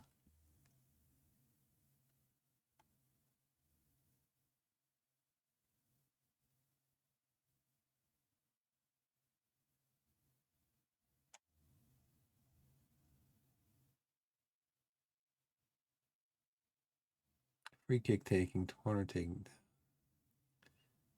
Quickness, agility and balance, strength, endurance, defensive positioning, final third, shooting, passing, crossing, ball. Yeah, it's not something he can work on, huh? Hmm.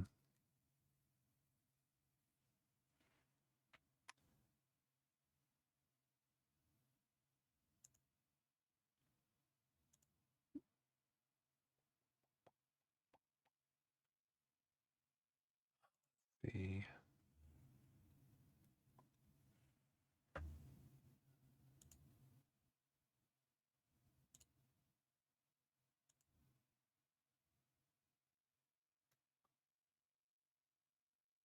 So that'd probably be decisions, right?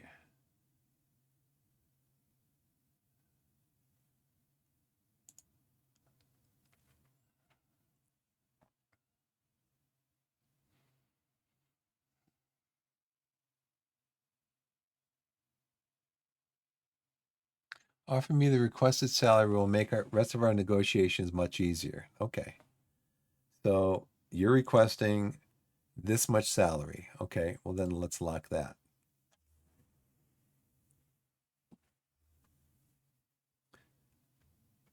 Um,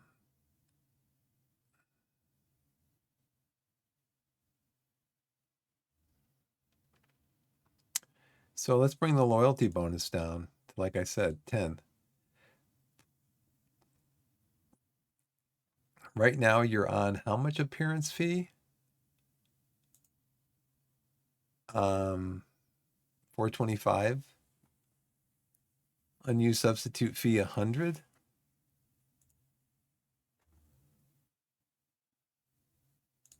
So why don't we bring this up to 140, and then we can bring this. You're on 425. How about 525?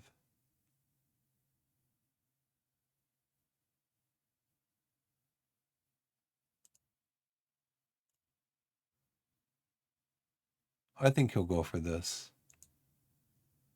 Yep. I think he'll go for that. Scouting update. Leo Duru. Well, it's 7.1. I think that's his best international rating so far. Scouting update.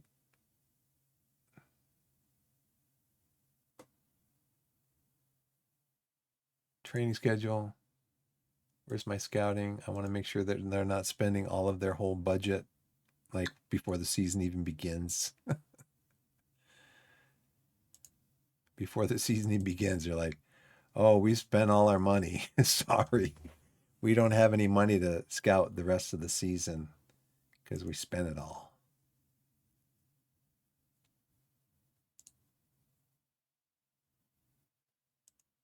I think Lewis was giving us our. How powderly.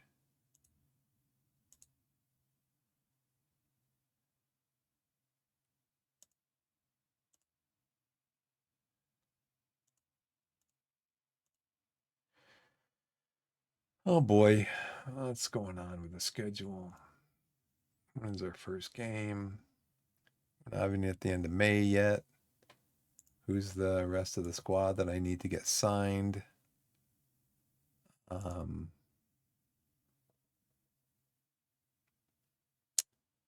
Marshall, he has 3 stars. I got a question for you, Blessed, or Big Will, or anybody who wants to answer. So I got these guys here, right? Like for example, Aiden Rutledge. He's 4.5 stars. He's maxed out his potential. Now, technically, according to this, we're still in the Vanarama National League South. When we go up to the Vanarama National League, is this going to go down? Is he going to go from like 4.5 stars down to 4 stars because he's in a new league?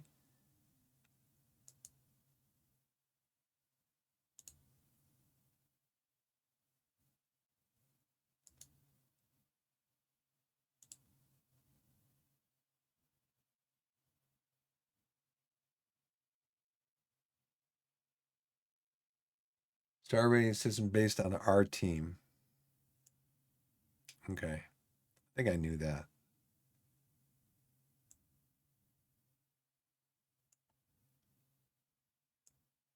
Oh, it shows I was looking for appearances for Collins. Yeah, 34. And I was looking for goals and assists in this thing.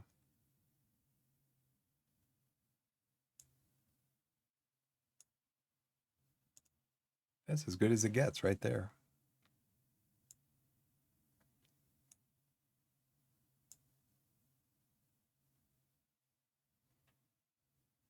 That's good. Okay, so it's based on our team.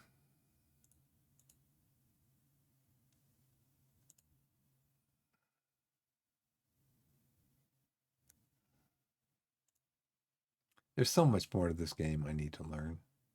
There's so much more. Ugh. I think that's going to do it for me for today, though. Hopefully, we get him to sign that contract. And hopefully, nobody else comes to me and says, well, I want $4,000 a week. You know?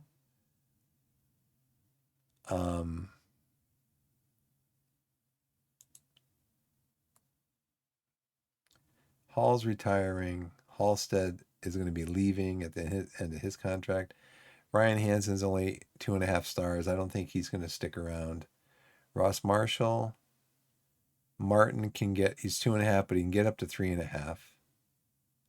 And Taylor Sinclair is only 2.5. So I think I'm going to need to look for a new central defender, a new defensive midfielder. And then the rest of the guys, these guys are all on loan. I'd like to sign them maybe at the end of their loan agreement at the end of the month. But anyway, I gotta go to bed. Thanks for watching, everybody. I really appreciate it. I appreciate everybody that's in here, that's hanging out, giving me information that I do not have. And yeah, just hanging out. Hope you had fun. Hope there wasn't too much of, there's my big belly there. Well, I hope there wasn't too much disappointment in my stream. Like I said, I'm still learning, so I'm like, what's a good amount to pay a player? You know, I mean, let's go over now and look at the finances real quick after that last thing, because I assume now it shows it's going to be committed. Oh no, here.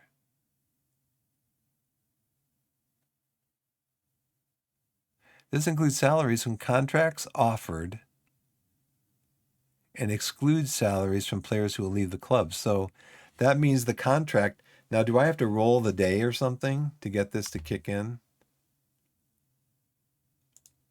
Since I did just offer him a contract? No. My committed spending just went down even more. This includes salaries from contracts offered. I offered him that contract yesterday at almost $3,000 a week. Excludes salaries from players who will leave the club.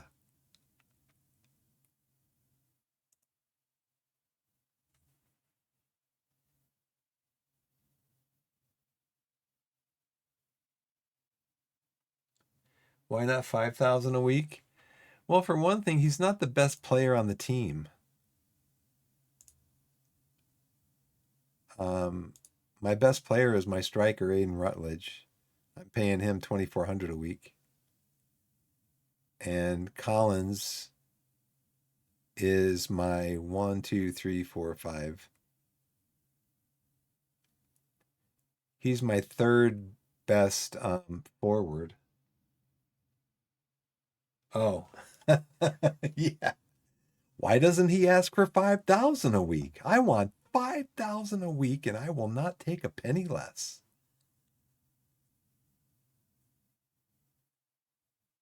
Yeah, I just rolled it. Oh, an entire day, a whole day. Okay. Yeah, it's my birthday. I had a good birthday this year. So Lewis Collins. What was I going to say? I'm glad he accepted that. Me increasing the threshold for 30 from 20 goals and 25 goals to 25 and 30 goals. It's like, dude, score some goals. Get me some assists, okay? Because right now, having 17 goal involvements for a player that's making $1,900 a week is not cutting it. It's not cutting it. Who's my highest transfer value player? Suleiman, but he's a loan. Kobe Rowe, Stobbs. I only offered him out at 100,000 because either my loan person or my assistant coach said offer him out at 100,000 because there's players that are interested in him. Yeah, where is Lewis Collins is only 30,000 loan value or transfer value. What's his reputation like? It's just trying to find this information. Well, he's 24 years old. Oh, that's going to be his information, right? Reputation is only 1 star. Decent. Probably because he's injured so much. He hasn't really been able to establish a reputation because he's always injured. Not always, but sometimes.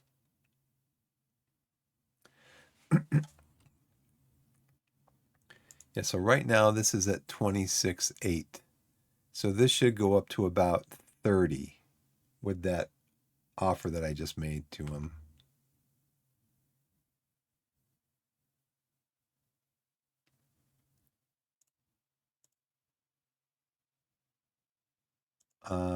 Yeah, that's fine.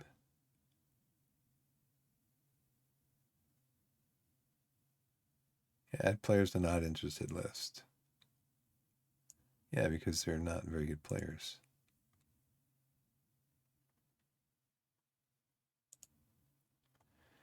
Okay, let's attend the meeting. I would recommend ending Christos Skirchanis of individuals. Okay, stop individual training. Bobby Evans would be a regular for the under 18s team right now. Change squad Evans is playing in. Okay, yeah.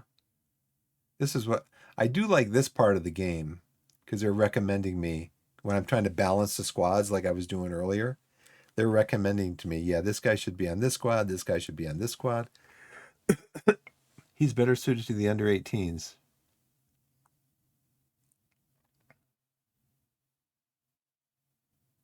Now, see, the thing is that you guys kind of pulled the rug out on me regarding my under 21 squad because you sent my best goalie on that squad. You sent him on vacation or on loan. So I'm going to keep him. I'm going to keep him up on the under 21s for now.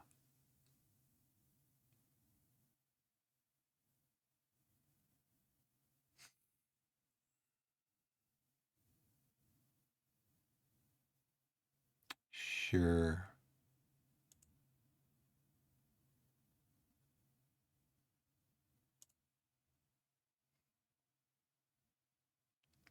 Sure. Move on.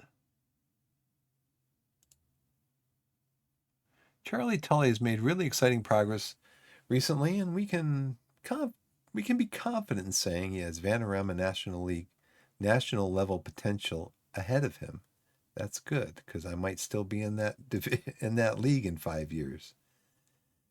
It looks like he's on the right track.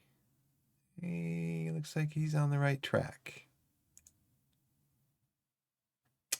Yeah, I know. I'm gonna look at that later, guys. Oh, I guess I could try to hire some people for that. Gary Brooks,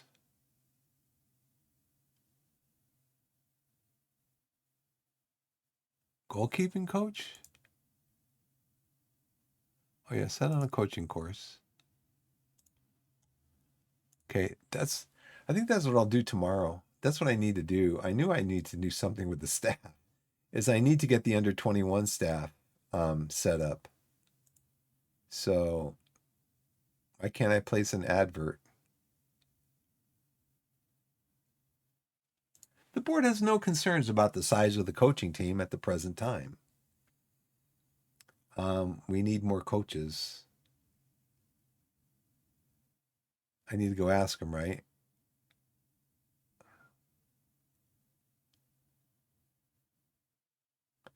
Yeah, because they don't have anybody in here to bring anybody in. Under 21 sports scientist. Oh, we got a head coach. We don't need any more. Let's go ask the staff or the finance people. Make board request for personnel staff.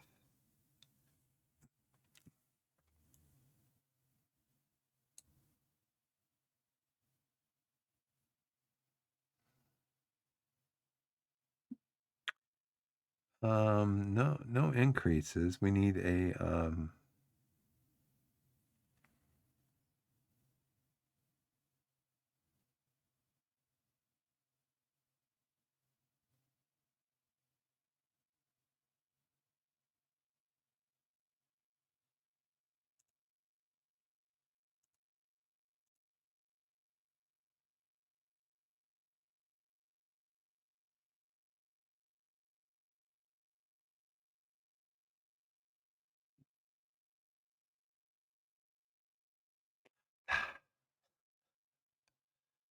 It'd be nice if this game had something like I don't know, guys, if ever played Crusader Kings 3, Victoria 3, those games from Paradox, where you could come over here and you could click and this box would stay here instead of just disappearing.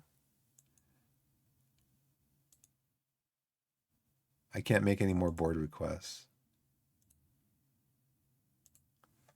So I was going to look at staff for under 18s. Can we get a performance analyst? We can't. Recruitment team? Oh, so our recruitment team's already filled out on the first squad on the by the recruitment team on the first squad. Okay. Nobody has a doctor. So yeah, I don't need a recruitment team here. I have one up on the senior team. But this, they will not let me place an advert for anybody in either of these. Okay. So that'll be coming up tomorrow. Oh, so we're going to look to see if it moved. No. Monday at 4:15.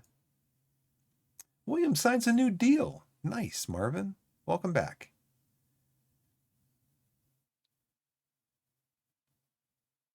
Gonna keep him here for another year. Gary Brooks to study for coaching qualifications. I want to ask him about that too, because I can go on a coaching thing for like 6 weeks.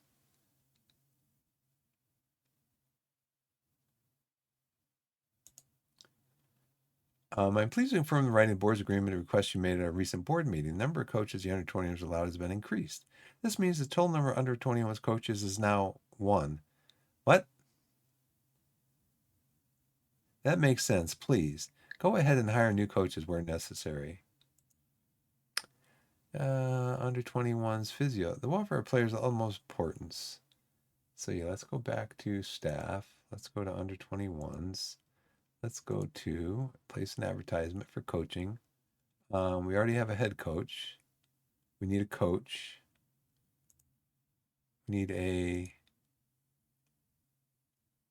goalkeeping coach. We need a fitness coach. And then nothing changed over here. And then over here, we need a physio. Good.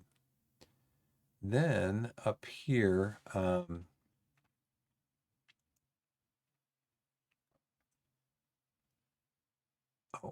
did this change yet?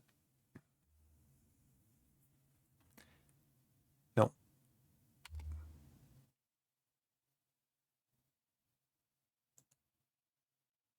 No, it has not changed. I mean, I did offer the contract, right? Yeovil signed Sweeney. He's been without a club for a while and is said to have welcomed the opportunity to get back into soccer or football. 3,400 a week for a year.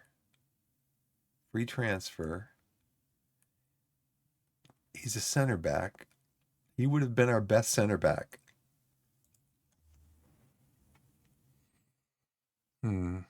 But at 3,400 a year, I don't know. He signed for Yeovil. Yeovil's in our league. Well,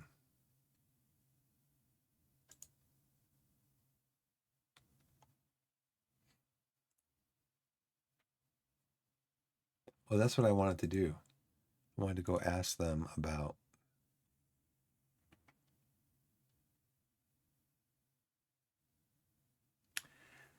Okay, let's go back to staff. Are we all set up on ours? Where'd I go? Staff. We have all of our staff, all of our coaches, all of this stuff. We have a recruitment analyst that we're not authorized to have. We have a loan manager that we're not authorized to have. We got everything over here except the doctor. Under 21s. We're looking for all these guys.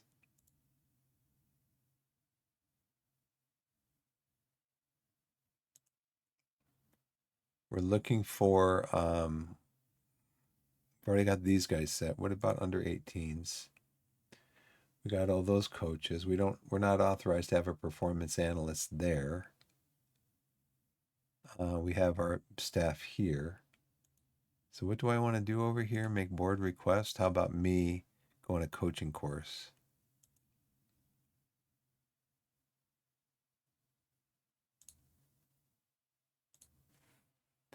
Let's see if I can get a response from them. Uh-oh, Duru's injured. Groin strain, out 4 to 5 weeks. He is a loanee. He's on loan. So, I mean, he's just going to come off of loan at some point. We're not paying anything for his loan, I don't think. Yeah, so what was your injury, Duru? 2 to 4 weeks of groin strain. What's your injury history? Cold and a cold.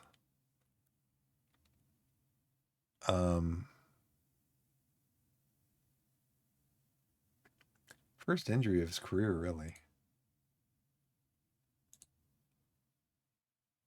He's 20 years old. He's very good.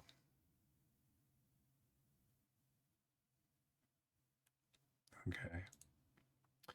Any change over here in the finances? Nope. Okay, I think that's going to do it for me, guys. Thanks for watching. I can send everybody off on a raidy host. Let me save this. I'm sorry, it's kind of slow going in my game just because I'm still learning this stuff. When should I loan? Who should I sign? I know I need to look now for players that fit the role and that they're fit for the position I want them to play and the role in that position that I want them to play. So, yeah, it's just the game can be a little bit overwhelming. Well, thanks, Blessed. Thank you so much.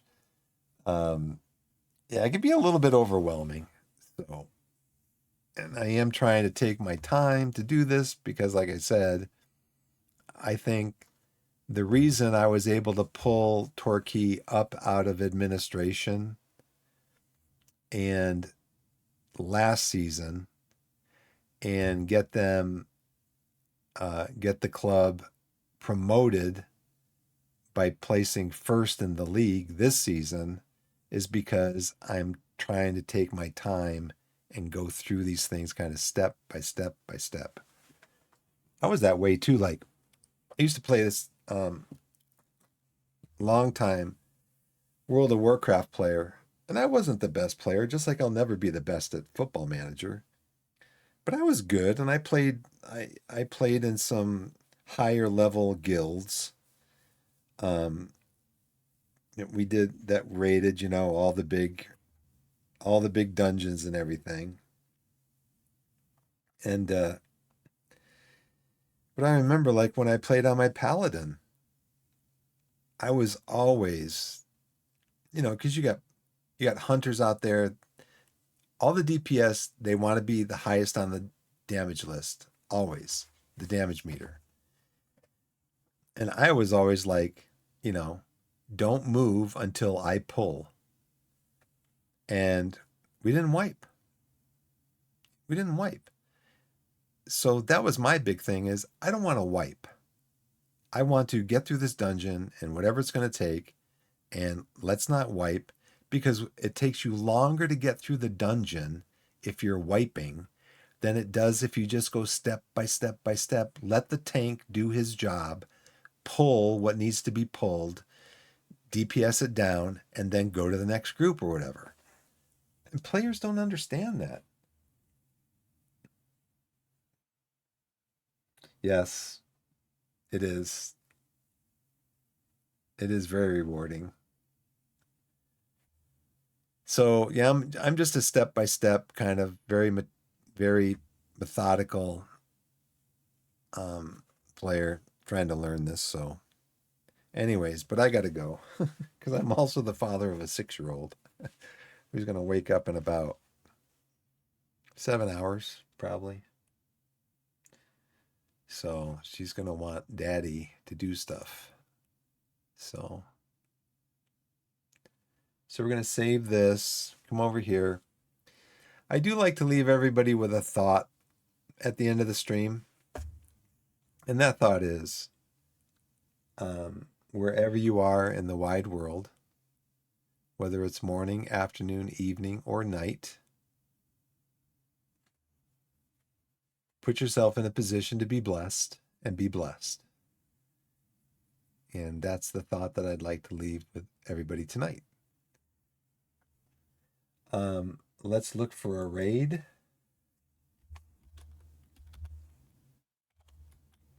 Raid browser.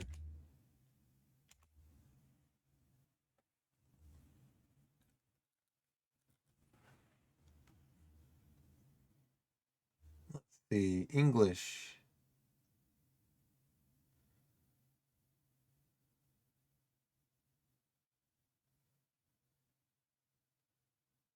Okay, I know this guy. Going Off Games. We rated him a couple days ago.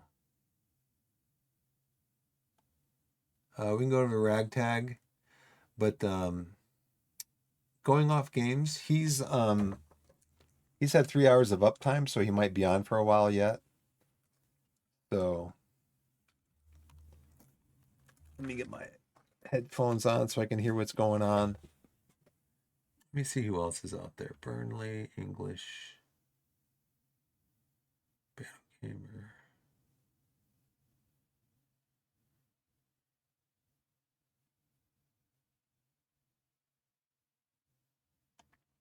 Okay, let's go over to Going Off Games.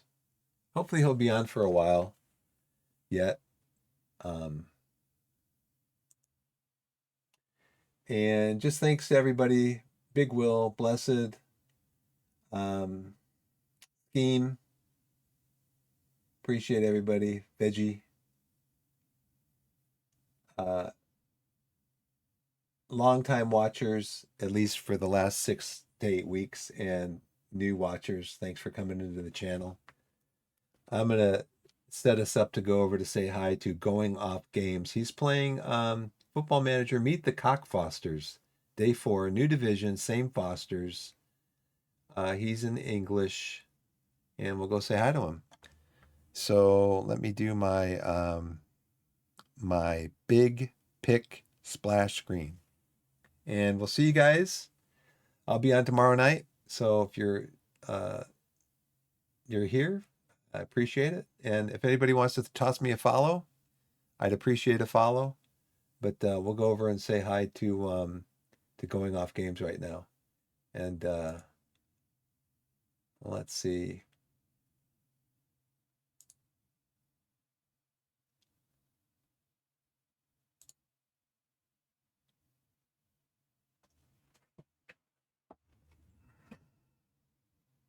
This might be my biggest raid ever of raiding somebody.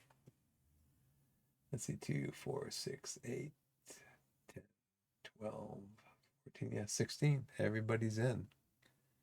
So we'll see you next time, guys. Thanks for watching, and have a great evening, great morning, great afternoon, great night, and we'll see you next time. Thank you so much for watching.